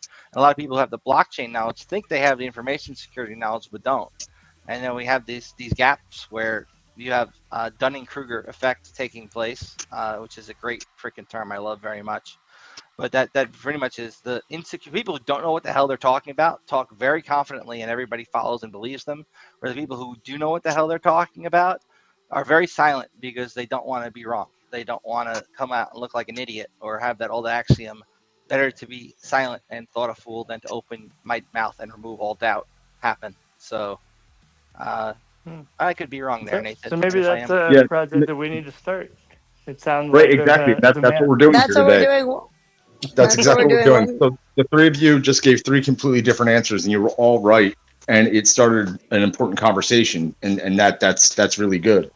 So the question isn't where do we go from here? It's because there's a billion different directions that need to be gone down. But the idea is how many people can we involve in the journey with us, right? So if we're going to better the security posture in blockchain and crypto overall, and if we're going to be able to get to the point where we can answer these more nuanced questions, then what we need is a lot of participation. Can we entice hacker syndicates to become a part of a official DAO, for instance, right? Like just having like these guys give you the stamp of approval. Like, back in the day when Anonymous was just massive. Like if Anonymous said this, some people would just listen, right? I mean, Well, I'm so not what gonna I do salute- at the blockchain village, which maybe I'll do next year. But what I do there is my job isn't to do anything for blockchain people. My job there is to go to security consultancies and say, hey, look at this cool research people are doing. You should build a vertical like this. And it's to get more participation from the InfoSec community, right? But the thing is, and this is a very, very sad truth, why would anybody want to waste their time and effort building a blockchain vertical when they could just do application security, autonomous vehicle stuff, medical devices, network security, and things of that nature? That's not going to have any problems with the SEC. That's not going to have problems with a lot of other, threatening nation state bodies. So we're on very shaky ground for security consultancies, in my opinion. I sure as fuck, if I had a security consultancy, I would not be building a blockchain vertical. Well, if But you have a security consultancy, all you have to do is tell people to deploy a meme coin and figure it out later. And you know why, right? Because it's a grassroots founded project with no expectation of profit to no individual entity based on a meme with no expectation of value. So the reason meme coins are going so insane is because of that exact fact you just said. That is the skirt to the loophole. I hate meme coins more than anything I could say, but now that I figured out what they're doing, it makes total sense. It literally is the loophole. And by the way, there also isn't a bill in Congress that Biden said he wouldn't veto. So assuming it goes through the Senate, then there will be a huge regulatory change soon. I don't know if you heard about that. I'm very sorry to take the wind out of anybody's sails, but to consider the words from these know nothing windbags and to seek their approval or permission is just not going to get us anywhere. I mean, I completely agree. The last time I checked was October of 2022, and as of October 2022, there has not been a single person acting on behalf of the U.S. government that has submitted a bit. Not a single Bitcoin improvement proposal from a single one of them. Fair. I think also for the scale of adoption that we're futurizing on, but we're talking about is global adoption and finding out the security, the risk. How do we solve this problem after? But it's never going to get anywhere if we don't figure those things out first. No one's going to trust it enough. Right. One thing that I frequently say is that a lot of these blockchain projects, if not all of them, we got to stop thinking of them as technologies and start thinking of them as what they really are, which are exploit tools. They're looking at the Web 2 versions or the legacy versions or the versions that need to have a governmental stamp of approval. And it goes, fuck it, we're going to do it the better way. And the only way to effectively do that is to do so by taking value away from the approved one, right? So these are all exploits, every single last one of them. But I would say exploits. Think about something stupid like Dentacoin. But they're think about stupid Dentacoin. That would have put a huge hole in the leg of insurance companies, right? Yes. But these aren't. I would challenge you on exploits. I would say these are counterfeits, and you know why? Because there's no way to generate a single additional Satoshi on the Bitcoin network, right? Which is kind of the quote unquote standard of the original blockchain formulation. So now these projects have all popped up, kind of like acting like they are, and then they realize that, oh, wow, now we can become we can raise funding without even having to go public, and it's crazy. So I agree with you on that. I see it more as a transitional period. Well, All right, if so I we're want to all touch we're base all on in what some. Ryan said in the chat too. After you go here, so Nathan, go first. Talk or don't. All right. So Ryan in the chat there said the decentralized web nodes project at Diff, led by Daniel Buchner and funded by Jack Dorsey Square, is trying to solve a lot of the identity stuff based on W3C VCs, ZK proofs, and homomorphic encryption. So for those who don't know what the hell those things are, very quickly, W3 verifiable credentials VC uses W3 VC as standard for verifiable credentials to represent digital identities. They allow for the creation and issuance, and verification of digital credentials such as ID cards, passports, and diplomas. Sounds interesting. I mean, if Next, a ZK in the simplest sense is like, I look at you zero and I knowledge. literally unlock my phone, and you know that I can unlock my phone again, right? You don't have to understand it, but I don't think that's necessarily like the solution. I do believe in ZK rollups and ZK data stored on chain, and my company will be doing that with the models that we release. So I don't know if you guys are familiar with LLM models, but the proprietary ones and will have to have weights plus like kind of the meat of the model, right? But the weights are the proprietary part. So we're going to store those through ZK, which is kind of like, hey, we proved that we can make this model once, we can prove it again. But I'm not fully convinced that would be the solution. What was the name of it? I'm gonna look it up right now. Yeah. I don't know. What was the name of it? So the first thing was W3C verifiable credentials. That's the one that the dude mentioned, Ryan. Yeah, Then he talks about zero knowledge proofs, or ZK snarks. Yeah, ZK is, yeah, exactly. Yeah. Like you don't know my password, serving... but I can show you that I know it. This is very interesting. Thank you, Ryan. Yeah. Good. And homomorphic. I'm not a homomorphic. Yes, I am. No, homomorphic encryption. That one employs encryption, a type that enables computations to be performed on ciphertext to protect sensitive data and ensure privacy. Absolutely. Love that. Doesn't that require a server, though, in the middle? Probably. I don't know. I could be wrong, but anyway. Yeah. And with each of these, like with W3, brain fart, W3C verifiable credentials, the weakness there is the standard's still evolving. There's concerns about complexity and sociability of the VC ecosystem. Zero knowledge proofs, weakness being that they can be computationally expensive and require significant resources to generate. What if we're generating them? That makes a lot of sense. So if we're generating power from the GPUs, like with what we're doing with his company there, that could cut. That's what I'm kind of also leaning towards. Like a lot of the problem is that a lot of these things cost so much GPU power. But what if we had that? Well, that's why Microsoft's pushing these NPUs in their new laptops that they've got a coprocessor that can offload a lot of these computationally intensive tasks. But in order to use that ecosystem, you not only have to give the okay for Microsoft to be able to run shit on your computer without your knowledge of what they're doing, you also have to pretty much use Windows 11 with all of that wonderful AI bullshit that's baked in and telemetry data. And God knows where the heck they're going to send that data they mine off of your computer. And to get an atheist to say God knows, that's pretty freaking good, because like I don't trust them as far as I can throw them. Hell, I don't even have a TPU in my computer. I don't trust what's in that. So like a TPU or a TPM or TPU, trusted platform. TPM, you mean? Trusted TPM, platform unit module, same shit. You really don't have one of those? I was literally about to ask.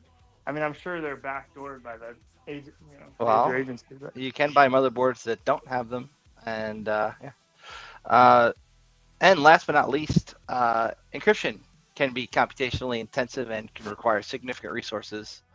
Would be the negative on that one. But you can shit on anything anybody builds, right? I think that's really good though, because if let's say I know we're not really a hypothetical group right now too much, but if we're getting enough people to do the GPUs, if we have enough of that power, then that becomes a more readily available resource. So we can implement more of these, these kinds of verification tools that will. Right now, they seem like we could never have enough, computing power to actually run them, but that that's not saying that that wouldn't work if we did. Yeah, and Ryan also commented there that ZK proof is not ZK rollup. ZK proof is zero knowledge proofs. It means that I can prove I am over 18 without showing you my full date of birth. Yeah, he's That right. is a good way of describing that. That I am a very big fan of using analogies to kind of put shit in terms that most people will understand. So, yeah, call. I mean, I necessarily didn't know the difference. I had to look it up, and apparently the difference is a ZK rollup is a type of scaling solution that uses ZK proofs to compress and aggregate multiple transactions into a single transaction. And that will allow for a significant reduction in the size of a blockchain and number of transactions that need to be processed. Whereas ZK rollup, multiple transactions are aggregated to a single transaction, and ZK proof is used to prove that the aggregated transactions are valid and correct. This allows the blockchain to process more transactions while increasing the size of the blockchain or number of transactions needing to be processed. So that's why all the Yes. L2s are. So that's why all the L2s are ZK rollups. That makes sense. So a ZK proof would be, yeah. I saw your message now about being 18 or me being able to unlock my phone, but it's not the same. Yeah. I just looked at it says it's called Ledger Journal. It's a decentralized identity based blockchain solution for the verifiable credentials. The more of these buzzwords people throw into what their solution does, the less I trust them, honestly. It's marketing. I looked for it speak, dude. specifically. It's Wi-Fi 7 versus Wi-Fi 6 versus Wi-Fi 5 or 6. And that just leads to people going to buy a Wi-Fi 7 router that won't connect to all their other devices. And they don't need it because they're not freaking they're not enterprise, and so, yeah, it's absurd. It's all marketing, and again, I've been in marketing my whole career, so forgive me for some of my lack of knowledge and some of the actual technicalities, but the buzzwords are half the sale, and I think we have to kind of move people away from that. However, if the rest of the community is talking about a buzzword in a certain way, if you don't follow suit, then you're either like the outcast, you're not doing things right, or you have to be the trendsetter. And that's the same reason we see all these projects that have no need for Web3 tossing blockchain into what they do. It's like marketing. If you say you're a Web3 product, you're going to get all that financial backing you want. If you're a traditional Web2 product, you're a dinosaur. But even AI too, right? AI is such nonsense with what they claim it is versus what actual AI is. It's like, and AI is a whole freaking field, honestly. Like there are people who really know their shit in that, and I don't claim to be an expert, mind you, but I think I know a lot more than a lot of people do about that shit. And like, people get so many of these things wrong about what an LLM can do alone. People get wrong. The understanding of like decision tree logic versus actual artificial intelligence is just mind-blowingly incorrect. And like large language models are pretty much spicy autocomplete, but some of them are really good at it. And it's like there are all these vulnerabilities to these models too, depending on the infrastructure that they're running on, that people are just unaware of. And people will upload like company data to an LLM and not think twice about it. And like that could be like your payroll or something, and they just use it to parse through like file, and like who knows where all the shit you upload to OpenAI ends up when it's removed from their little bucket and then incorporated into their training data. I looked it up, and it says they claim that they do not store your data. Yeah. Well, the one I know that doesn't is Venice. If you look up Venice.ai, I just asked you about that. What'd you say?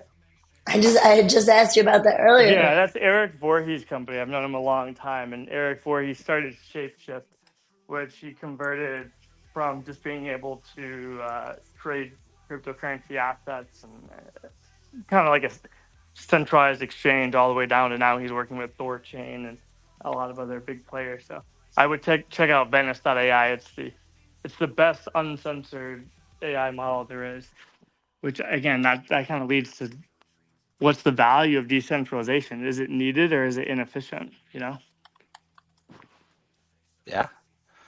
I mean, there's a lot of companies that claim your data is going to be safe with them, whether they're an AI tool or a regular, traditional, normal freaking web application. At the end of the day, you got to be very careful where you upload your sensitive data, who you trust with things that are very important to you, especially things that are tied to your financial well-being. And I think way too many people are way too reliant on these AI tools, and the sheer amount of data that's getting scooped up into them. And the only reason you can't access it is because they have safeguards in place. But if you can do a prompt injection attack and then get that data is astonishing. Like, But that's not even the biggest problem, man. The biggest problem is that people are getting brainwashed by the answers to these questions that they're asking, looking at the AI tool as the source of authority. And that's why I wanted That to is create also a real problem too. like, yeah, I want to create a totally decentralized like model where like everybody's able to train and help these models and kick the biases from the SF engineers that are they're mid-30s white guys and just the stereotype, right? So these models are only as good as their training data, right? Yeah. And one of the major issues with these AI models is they are now eating their own shit on the internet, where the stuff they've generated, they're now scooping back up and they're becoming progressively dumber, just like Idiocracy, the movie. Yeah. Nathan, you're posting because that's the synced account here. If you want to post directly to YouTube, just go to the video and post under your account because you're like logged in here.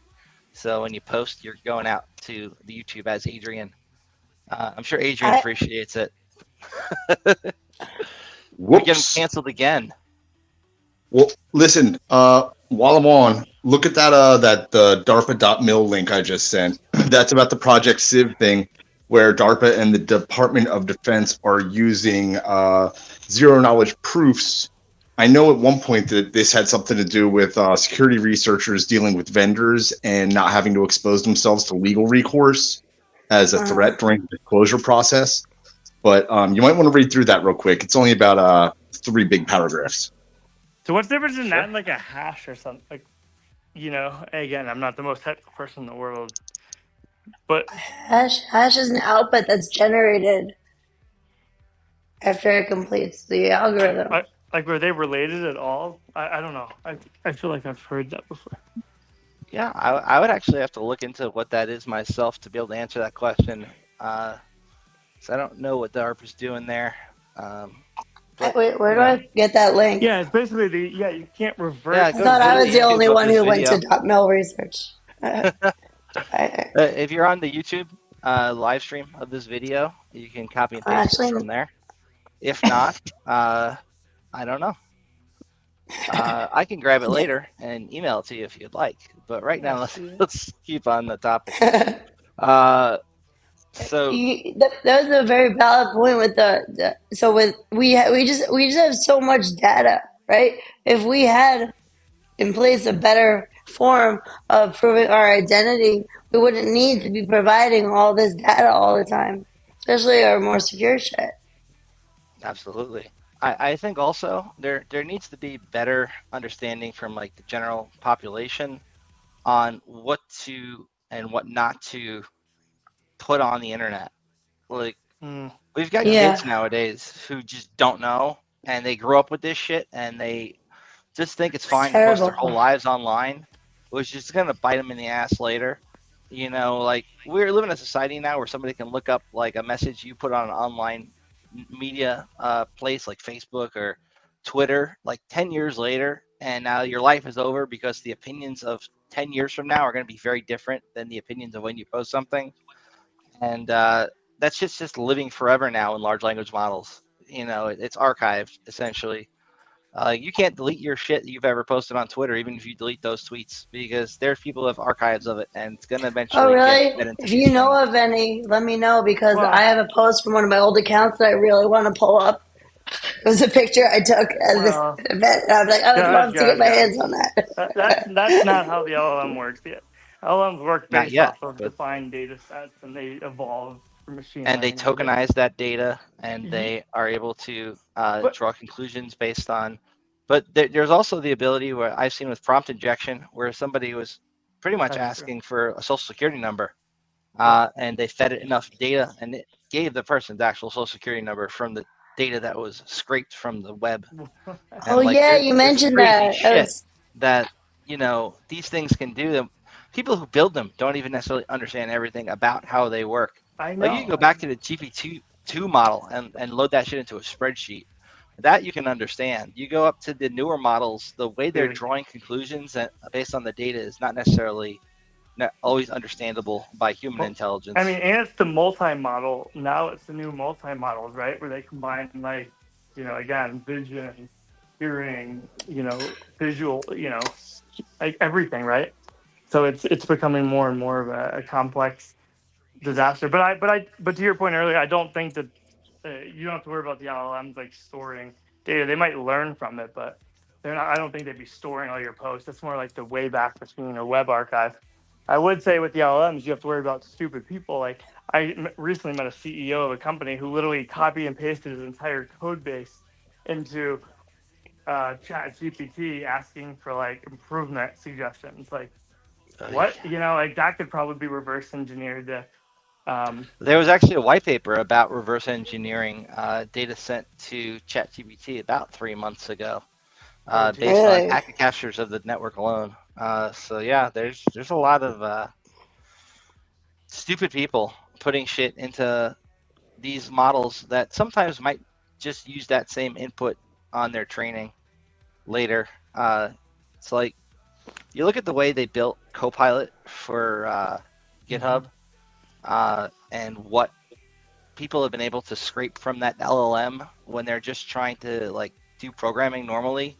Like having like if you ask it like, hey, how can I use this API and what's the proper syntax for me to use the AWS key to do X, Y, and Z. Sometimes in the earlier versions of that model, when they do the tab completion, it would include people's API keys that had been uploaded to private repos that you're not supposed to ever see, but it trained on that data that it got, and now you could get somebody's freaking AWS API key and you go spin up a bunch of VMs under their info if you wanted. And it's Oh like, geez. and there's only so much that once the model is trained and built, you can do to prevent it from spitting shit out that it shouldn't.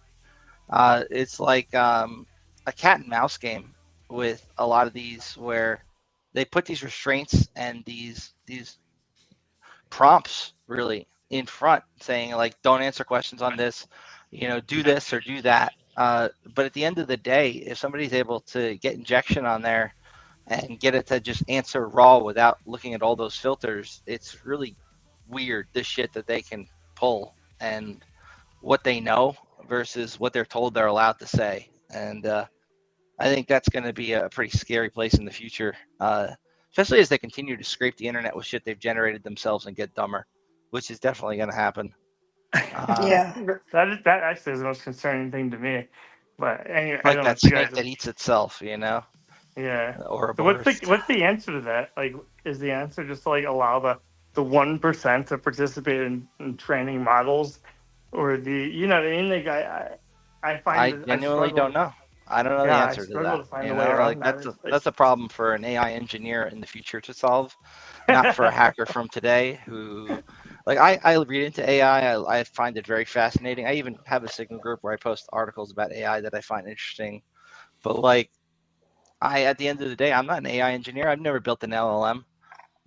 I don't know necessarily how everything works under the hood, but the people who do, like it's it's a minefield. Hey, It's so it's like I'm reading here on that article. Uh, Adrian sent. It says the ZK runs basically rely on post quantum hardness assumptions for their security. So what would you say that is they're doing? Like just a Uh, stronger, just copy, stronger algorithm. So they're Probably using an algorithm that's resistant to quantum computers being able to break the stuff. And you know what's interesting about that? I've seen not long ago somebody posted that there was a quantum resistant uh, encryption algorithm that was developed that was incredibly difficult for a quantum computer to solve. But then they found that like a dual core Pentium 2 could crack it in like half an hour because it just processes the shit differently and like math is done differently and like it's a I don't know, I'm not an encryption dude, like I don't have that high level math brain that some people do. We can Oh, get like Colin Cantrell on here another time. He can definitely talk to that shit because he knows that like back of his hand. That ain't me. I'm not that kind of hacker. oh, I'd love to hear that guy. I mean, so. yeah. Sorry, go ahead. What do you think? So that was the first thing that the ZK proof needed. The second thing it says. So the first one was rely on post-quantum hardness assumption for the security. So we got that. And the second one is reason about statements of reliance on post-quantum cryptography. So what do you think that means? What do you think they're saying? I mean, I don't know. Well, Andrew, how does the GPU to making it the hash power work? I think that's what they're talking about. They're relating it that they're solving their own algorithms, so kind of just like they have to know So it I was mean, I being think solved. what Bitcoin is like solving a SHA-256 algorithm to, I guess, derive some kind of a key that will be injected into the next block, which is generates it. Hmm.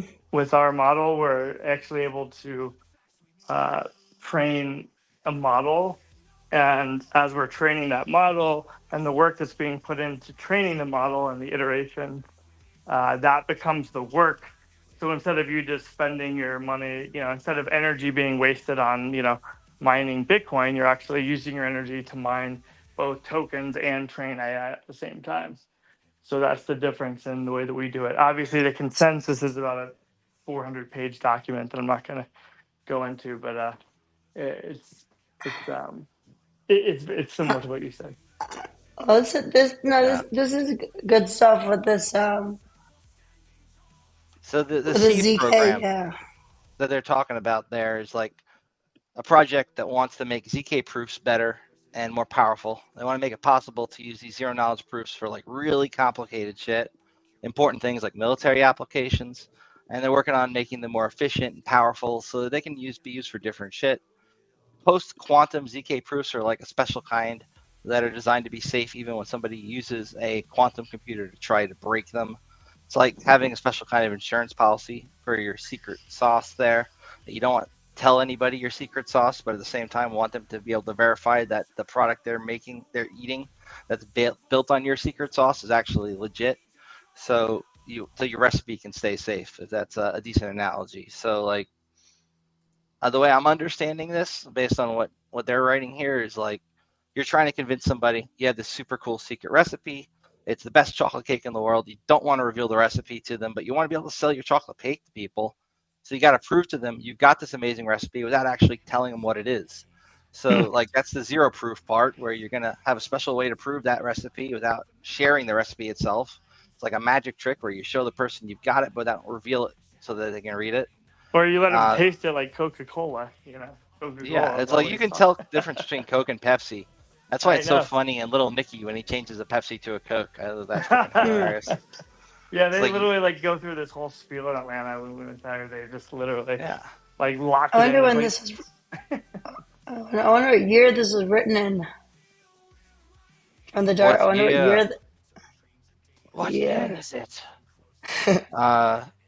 So like the person who wants to prove they've got the recipe, and the person who wants to know, so you get the prover and the verifier there, and they're playing a game together. The prover is going to give you clues about the recipe, and the verifier needs to ask questions to figure out what the recipe is. But the prover has to be very careful to only give out information that doesn't reveal the actual recipe.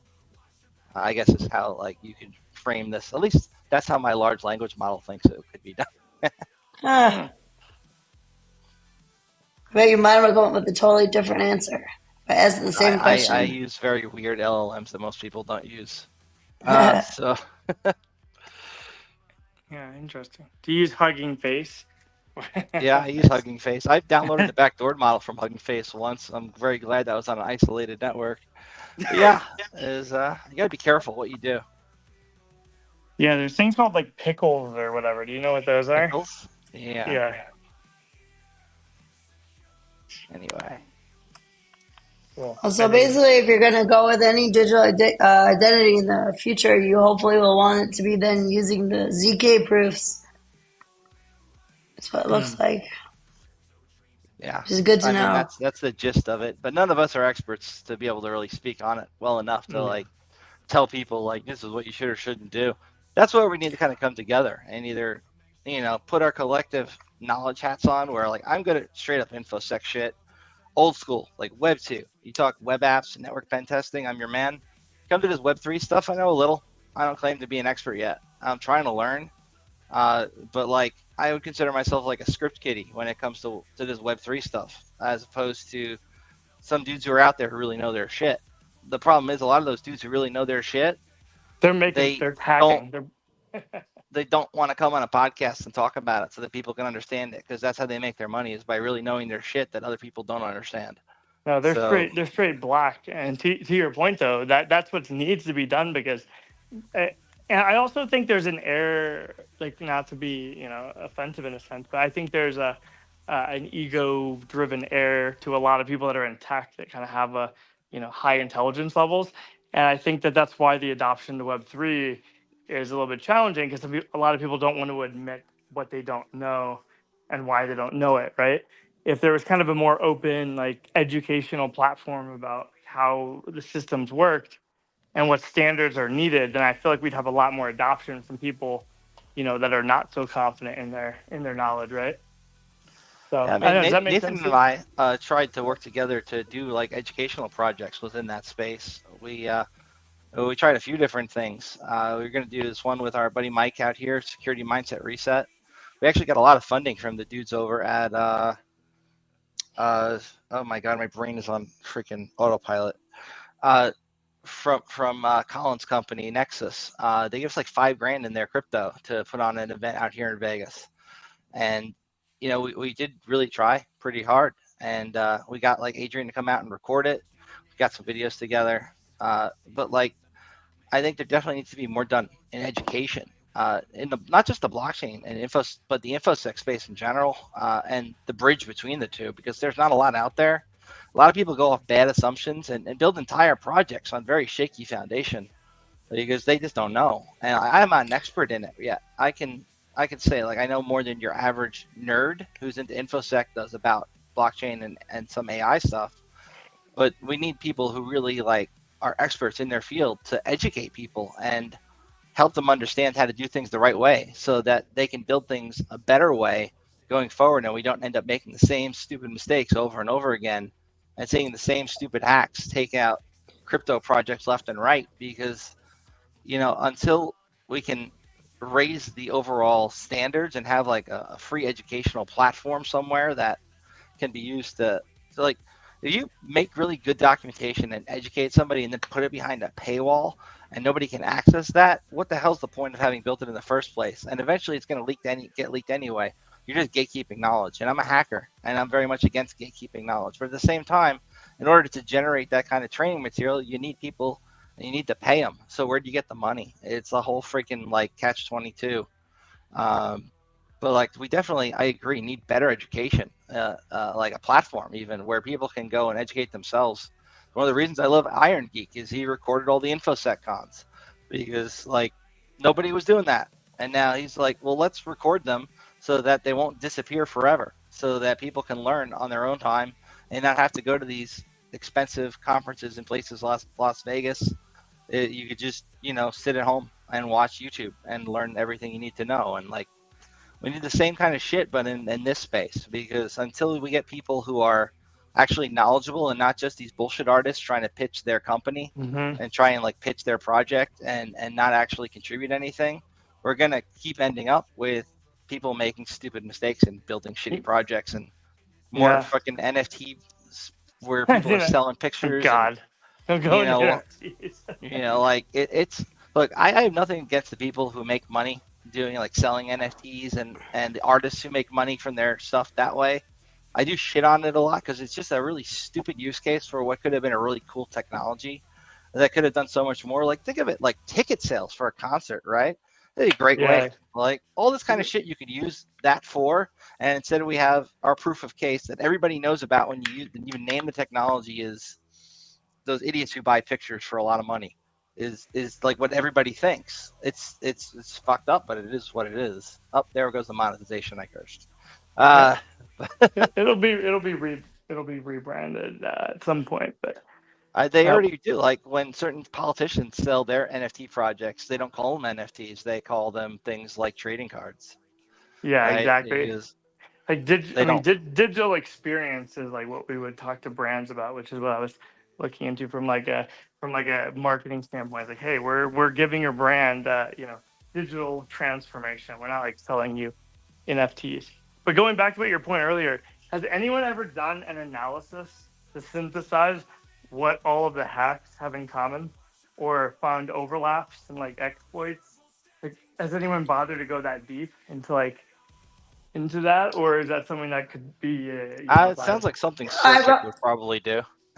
I wrote that in the thing that we're working on to have basically when you have because if you're gonna have a really large blockchain that scales anything substantial, it's gonna need to have digital twin running on it, because that's how we're securing all our infrastructures right now.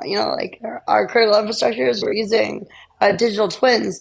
So that way, when there's a system down or something, or physical or just software wise, it can kind of flag that immediately. So I was saying, if we have it, anytime that it flags, anyone trying to get onto the blockchain, it would kind of record the source and kind of categorize it, kind of like a Malwarebytes, kind of get a database of all the attacks as they're happening, and kind of just build its own model so that it kind of, and then like categorizing by families and all that. So you just have this like ongoing, as people are trying to penetrate different systems, you have it being like, categorized and everything right for you.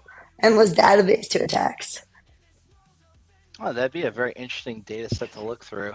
I don't know if anybody's ever built anything like that off the top of my head, but it would certainly. I don't think they could have yet. I don't think they would have been able to yet. I mean, if you're going to go based on statistical analysis alone, there might be some interesting shit that's already out there from like what's already been written to the blockchain. Doing it in real time is a whole other ballgame. Someone started a blockchain ISICs. I'm not sure who it was, but I think it's Trail of Bits is on it. Some other contributors as well, but there's a blockchain ISICs. I like Trail of Bits. They used to sponsor SummerCon every year when I would volunteer there and like work the door. Good people, and they also gave it really good swag. So good for them. What's it called? I know Trail of Bits, but what is it called? Isaacs? Nathan, that's a question for you. Yeah. ISAC? I was just trying to see. Yeah. I just want to throw in, I didn't want to say, this is what we should all use now. I meant, I was just looking at the technology that they uses and thinking of how we went up in our algorithms, like from, Diffie-Hellman to RSA. We know RSA is better, and even if I don't know how to solve a cryptic algorithm by hand, I still know that one is more secure. Right. Don't use RSA. Oh yeah, you mean AES is probably what you were saying. Yeah, look, there's different encryption algorithms, all that stuff. I studied that in college years ago. And did I. I don't claim to be an expert in encryption. Like that's not my freaking forte. I can explain the difference between asymmetric and symmetric encryption, and I can talk to a bunch of different points there. But like, if you want the nitty gritty on like how Rigendale differs from AES, I cannot go there. Like that's not my brain, But we do know people who can, and that's why it would definitely be cool to talk to somebody who's working in the digital identity, field right now. I think I might know somebody There's we a could. con coming in town not long from now. It's going to be all about digital identity shit. I Oh, might I'll be try there. and sneak into it just so that I can, say that I snuck into a conference all about identity, just like I did when Oh the yeah, FBI was coming. I'll go with you. No, Just wear a I'll go mask. with you. No, I no bet one I will could do suspect that. us. Just go straight up. Nobody would Mission suspect Impossible. somebody sneaking into an identity conference with a fake badge. Never. No, dude, you gotta Who go would have the Tom Cruise audacity? style. You gotta go Mission Impossible, bro. You gotta get that mask on. Is go the I'm press route. That usually works. Of course, you need to actually sometimes submit some Yeah, proof for that. Yeah. Uh, Well, there seems I like we have a digress. ton more to talk about, but I know we're probably coming up on time. How long? Not sure. Generally, What's our 2 hours normal? is about the runtime for these. We can go maybe another half an hour if you all Okay, have a cool. little bit more time. Yeah, So, yeah. Nathan, what else was on your sheet of things you want to talk about today?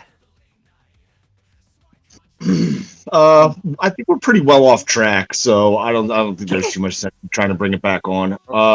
But I am gonna tap out because I'm down in Pensacola and I'm not home and I got stuff I'm trying to accomplish. Sounds good. Next time, send me some show notes ahead of time. We can definitely stay on track. Yeah. Absolutely. All right. Well, thanks everybody. I am gonna log out, and I don't think it should end the cast, would it? Nope, because I'm here too, and we're on the same account. Nice. All right, fantastic. Bye bye, everybody. Take care, Nathan. Cool. Hey. Yeah. Yeah, that was good. It So, just shows me we how many got- topics there are. And it's crazy because, like, as much as I look at you, like, it's just like I see like how many things you know that I don't know in a sense, right? And Yeah. but at the same time, it's like most people just don't admit what they don't know, right? And I think that's kind of an inherent problem in technology. What do you I guys like to think? ask a lot of questions that because I never claim to know anything that I don't know. But I like to know things, so I'll always ask. So I'm going to ask you something real, real simple here, real basic, layman's terms, answers only. Like sometimes you just got to be explain something on the most basic of level to kind of understand more complex stuff that people are talking about. Because sometimes it's like if I knew the basic understanding, then I could at least have more understanding of the higher level concepts that you're bringing up. So to know things at a lower level and just the most simplistic form kind of just gives you a lot more knowledge. So even if you just start asking questions about anything, it really helps. Yeah, and like I am always happy to talk shop when it comes to infosec stuff with people because it's something I'm very passionate about and I have been my whole life. So when people like have a question, I'm very happy to just engage in like talk ad nauseum until they get bored and walk away because that's like just the kind of nerd that I am. I'm not a fan of the people who try to gatekeep shit and be like, yeah, I figured this out and I'm not going to tell you how I did it. Go figure it out yourself. It's like, yeah, you're interested in this. Let me sit down with you and walk you through how I figured it out and like teach you what you need to know to understand even like the basics. And I think a lot of our people in our hacking community used to be very much like that. Like you look at the Hackers Manifesto, which is written by this dude, the mentor. It's like another one got caught today, and it goes on this whole tangent. But the whole point of it is about spreading knowledge and being in complete awe and fascination of technology and wanting to learn how it works so that you can not only understand for yourself but help others better their life. And that's been lost. Like so many people are not wanting to help anybody and they're very selfish nowadays. Yeah. But then again, we Like also have when, really great people in our industry too who I even look up to who do stuff for free and put out knowledge. So it's not a lost cause. It's just there's a lot of improvement we can make. Yeah, that's an interesting concept. It's like, how can we come together to show people what they don't know? And these crypto and AI minds who are just think they're so far advanced, right? It's like it because tempts we're me to not create a asking the site right called questions. yeah, but it We tempts me aren't to create asking. something like we will hack you, The answer is like 42. .com. No, look when it comes to hacking, right? There's so much shit that goes into it, and so many like subfields of hacking. It's like I know dudes who are awesome hardware hackers. Shit I would never freaking be able to figure out on my own, and like I am in awe of them, and I think they're like freaking amazing. Like this dude, Ong Chu. I always say his name wrong. Over at Red Balloon, in New York. He invited me out to his lab and he showed me all the shit he's working on and like satellite hacking and all these projects he's involved in. And I'm like, how does anybody have the time in the day to learn all this shit and like be so knowledgeable in so many different things? But that's not me. I am just Frank who works his 9 to 5 and like constantly reads InfoSec articles and does pen testing on the weekends. And like I can explain a lot of stuff to you, but I'm not an index. Like I can't always know everything about everything. It's kind of hard, yeah. Yeah, but it does make me. I mean, I'm telling you, what I've taken away from this though really is that we've got to come up with a new paradigm for like Web3 because it's just different. Like, think about it, guys. There is no reactive in Web3. Your money is either there or it's gone.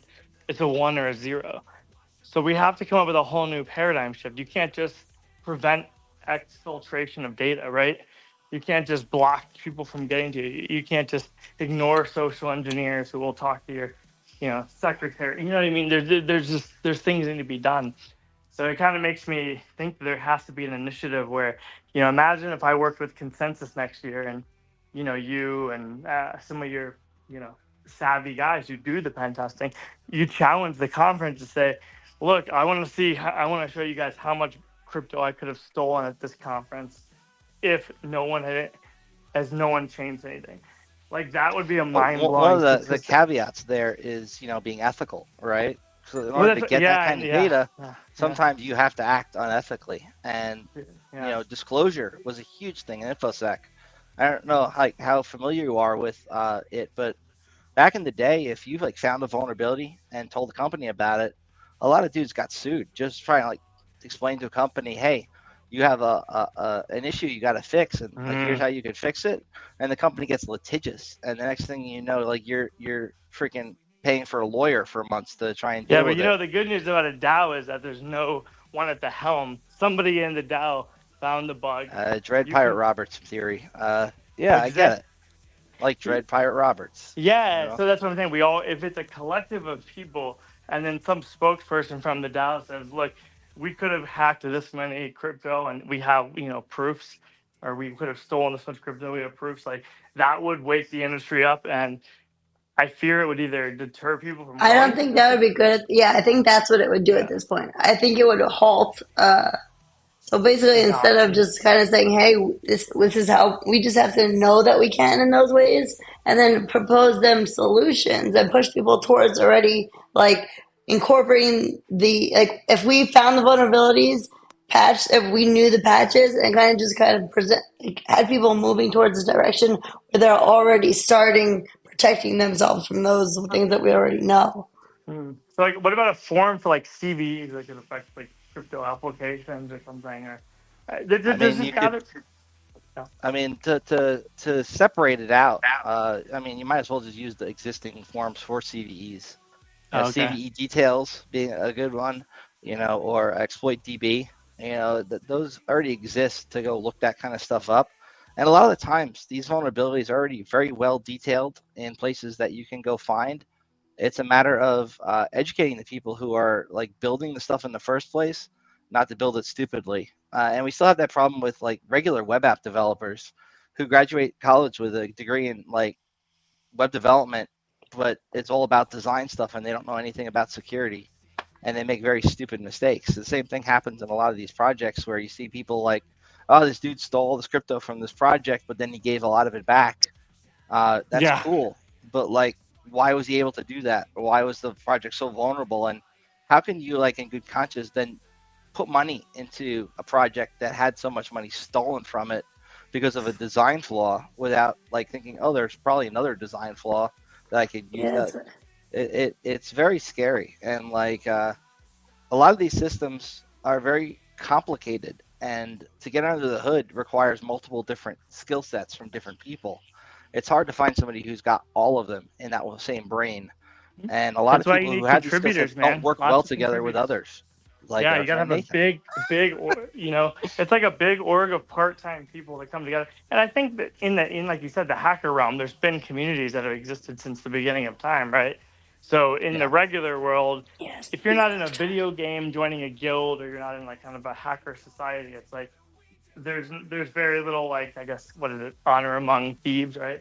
Where people are just Yeah. out rogue or whatnot. So I think there needs to be like a legitimate, like, blockchain only guild slash DAO slash association that literally just comes after organizations, like showing them the exploits and like just doing the white hat thing of like giving the money back or not taking it, But All I right, don't so know. what But about this? What about this perspective, right?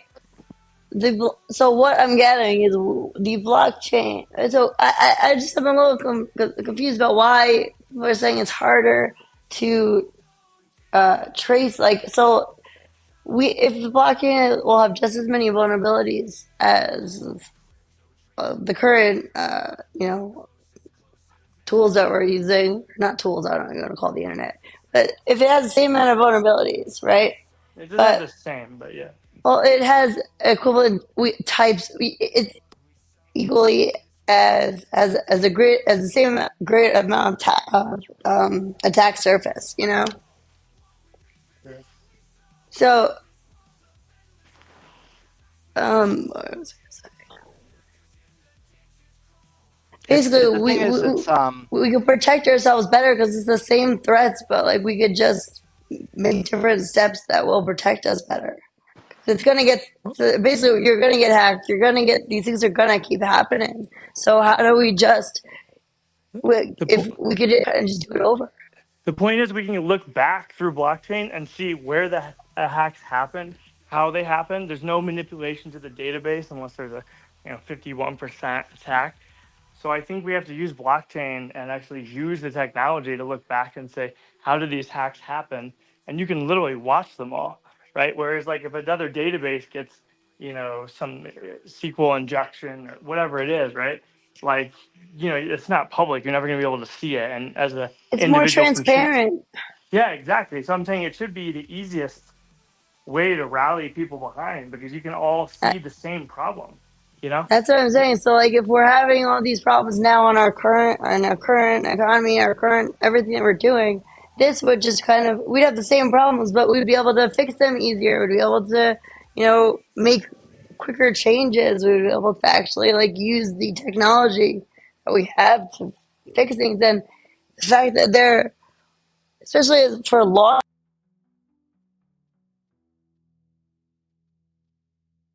what happened? It cut out for me here. You guys there? Hey, Can can you guys hear me? Yep. Yeah. Let me make this I think we had a into little hiccup there. You let me guys are make this fine now. into an analogy for you, okay? So Sure. when I walk into a room and if I have like if I'm the one who stole it and I have it in my something like in my pocket and you're not gonna know, you'd have to search through every person to find me. But let's say it's all transparent, so now I have nowhere to hide anything. I still stole it, but you're gonna find me a lot easier. But you think that's true, Can't hear or anything. are you saying that's true, or you think that's true?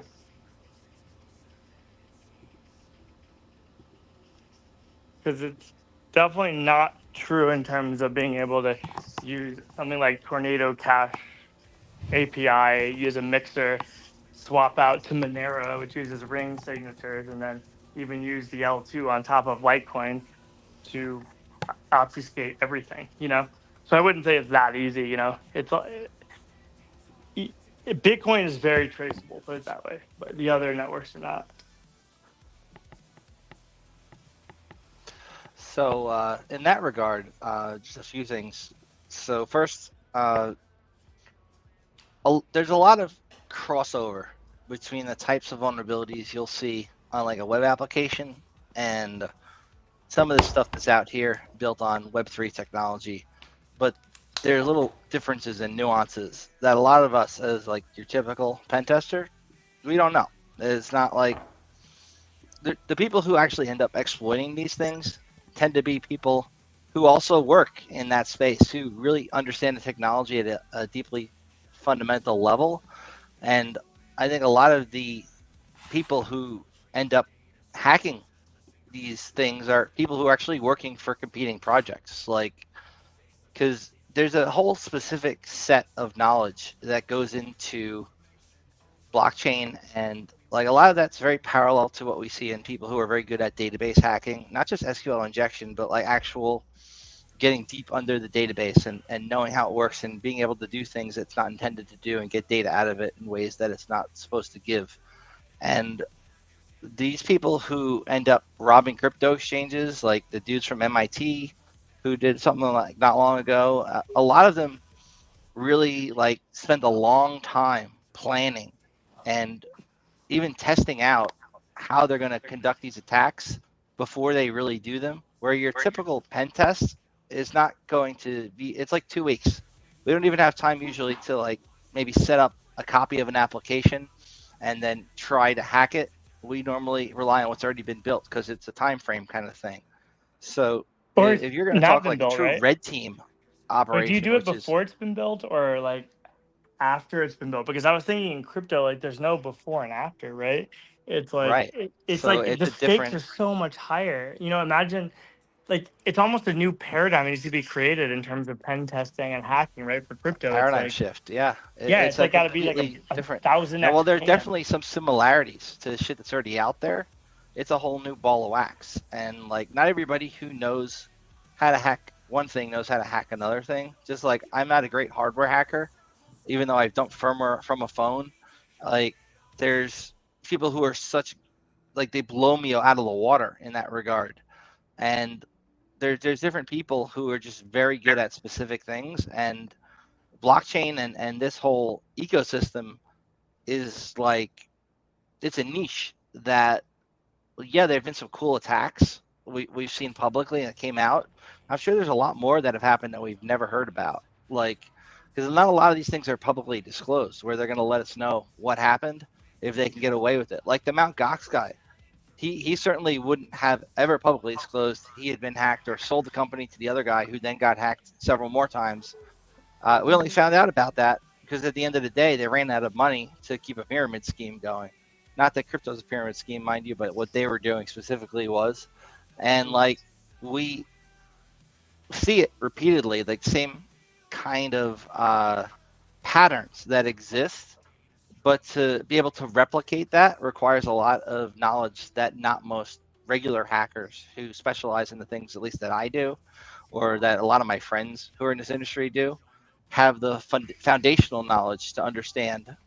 So there needs to be like better education around that space in order to educate people not only to secure it better, but to understand it who don't necessarily come from that background.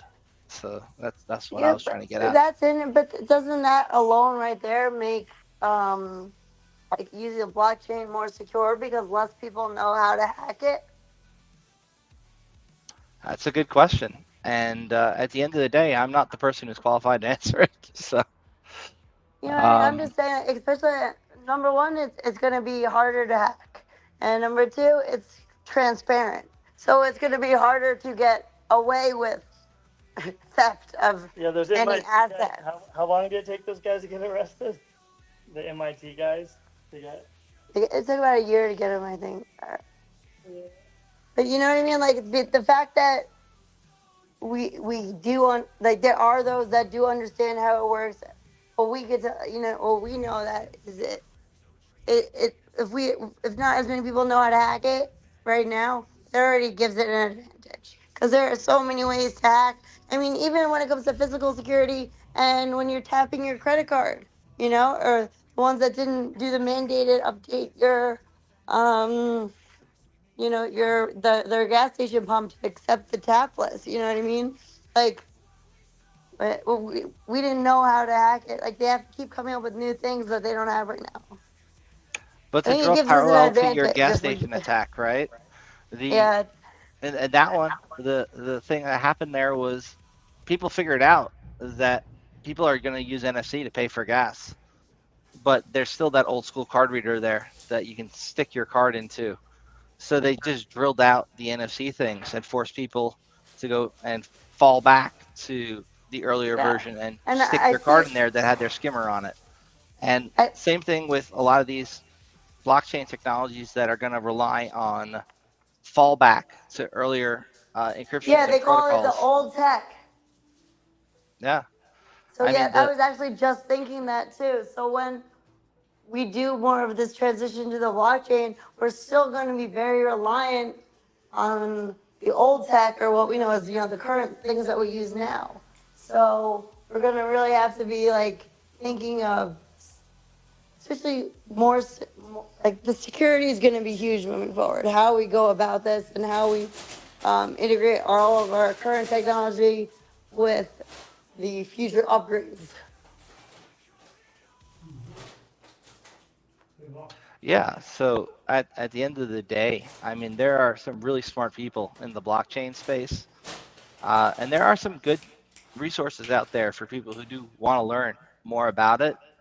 I don't think too many colleges are teaching classes on like how to properly build a smart contract or Well, how I think we're to going to be phasing do out these things. smart But in the contracts. future, that's something I think that we need to do is we need to reinvest in education so that people can understand the technology better. Because just because you don't understand it doesn't mean it's more secure. To your question No. before, like, doesn't it mean that the blockchain is more secure because there aren't as many people who know how to hack it? I mean, that's one way of looking at it. But the other flip side of that is the few people who are really good at hacking it could really screw all those people over who put trust in them if they decide to do, like, for instance, a supply chain attack, like we saw with OpenSSH with the lib LZMA library upstream. If somebody's got the ability to contribute code to one of these projects that gets put into it, and then there are still people who get trusted in these companies, whether they're a DAO or a typical Web3 company. You still have people contributing code changes somewhere. And if one of those people decides to be an asshole, I mean, you can screw over a lot of people and they can make off with a lot of money. And it happens a lot. And that's why I think a lot of people are still so hesitant to put money into digital crypto or like even any kind of digital currency, and even especially the central bank digital currency, which I certainly am not a fan of. Yeah, But like, we're gonna have to work on that for sure. Yeah. So why don't we stop there and say that we're gonna keep up this hacker blockchain going on Wednesday, right? What is it? yeah, if you guys are down, I'll do another cast with you on Wednesday. We could do it at your house or online or whatever. Yeah. All right, we'll make it happen. And just for the audience, sorry, in terms of like kind of the Web3 Twitter Spaces and broadcast we do, it's just like almost like fireside candid, just go around the block. So we apologize if we let everyone astray from the original topic. We'll be ready next time. I don't think it's too bad of an issue there. So generally, when I used to do casts to keep everybody on topic, I had a set of show notes. And if we veered too far from the topics of the day, we try and kind of pull back. But I think having a good banter and being able to go a little bit off topic really drives a good podcast. Like you listen to Joe Rogan, who's like the number one podcaster in the world, whether or not you agree with whatever he says, he just does conversations with people and talks to them and learns about what they're interested in. And I think that's a really good format, honestly. Yeah. And I think people watch it. Like we used to have a lot of people who would come in, like tune into our podcast when we did it every week. And I very much appreciate all those people. Like they liked the engagement with just us talking to one another. It wasn't so much the news about InfoSec that I'd read, but the conversations we'd all have about it. So I don't think we need to worry about having gotten too far off topic. It's not something we necessarily need to apologize to, but going forward, I think we're going to have some kick-ass podcasts, have some people on who can explain shit way better than I can when it's a subject that I don't know the most about. And I very much look forward to the future. So Yes. let's keep on kicking ass and chewing bubble gum. But I'm all out of gum. I'm excited. All right. Thank you, All right, everybody. guys. Thank you for coming, and thank you for viewing, audience. This has been the Countersurveil Podcast. We'd like to thank our guests, Andrew and Karen Klein, Nathan, and Adrian Crenshaw. Not that Nathan's last name is Crenshaw, mind you, but I blanked on it. Thank you all for coming and watching us talk for 2.5 hours. I hope you all have a wonderful day. Good rest of your week. And Ultron22, I see your comments, man. I don't know how to respond to that, but I hope you are okay, and I do wish you very well. So thank you all, and have a very great night. Take care. All right, be safe, everybody. Okay. All right, take care. Take care. That was pretty cool. Flossy through the smog. Countersurveil will join the blog. Information overflow. What we reap is what we sow. In this world of endless glow, facts we need to truly know. Hackers in the ditches crawl. Watch your back, they'll break your wall. Countersurveil standing tall. Together we decode it all.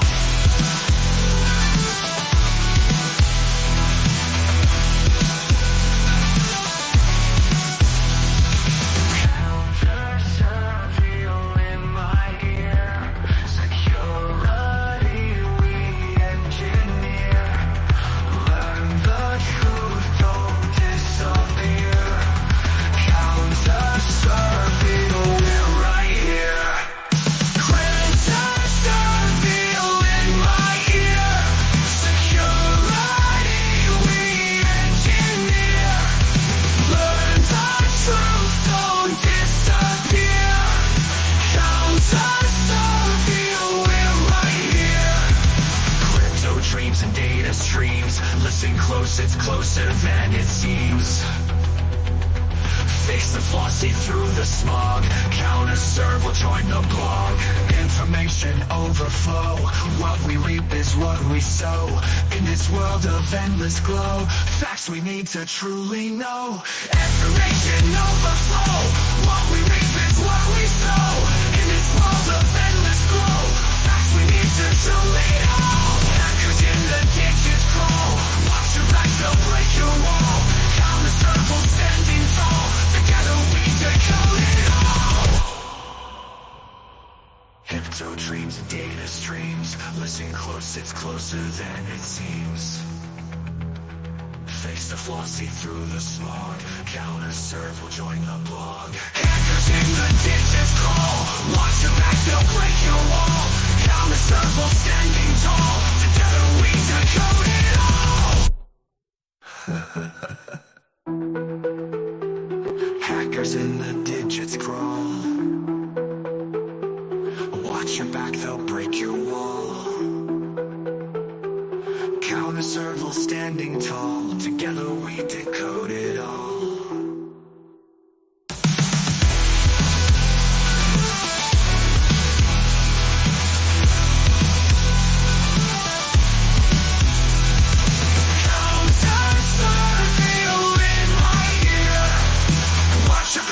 Break your wall.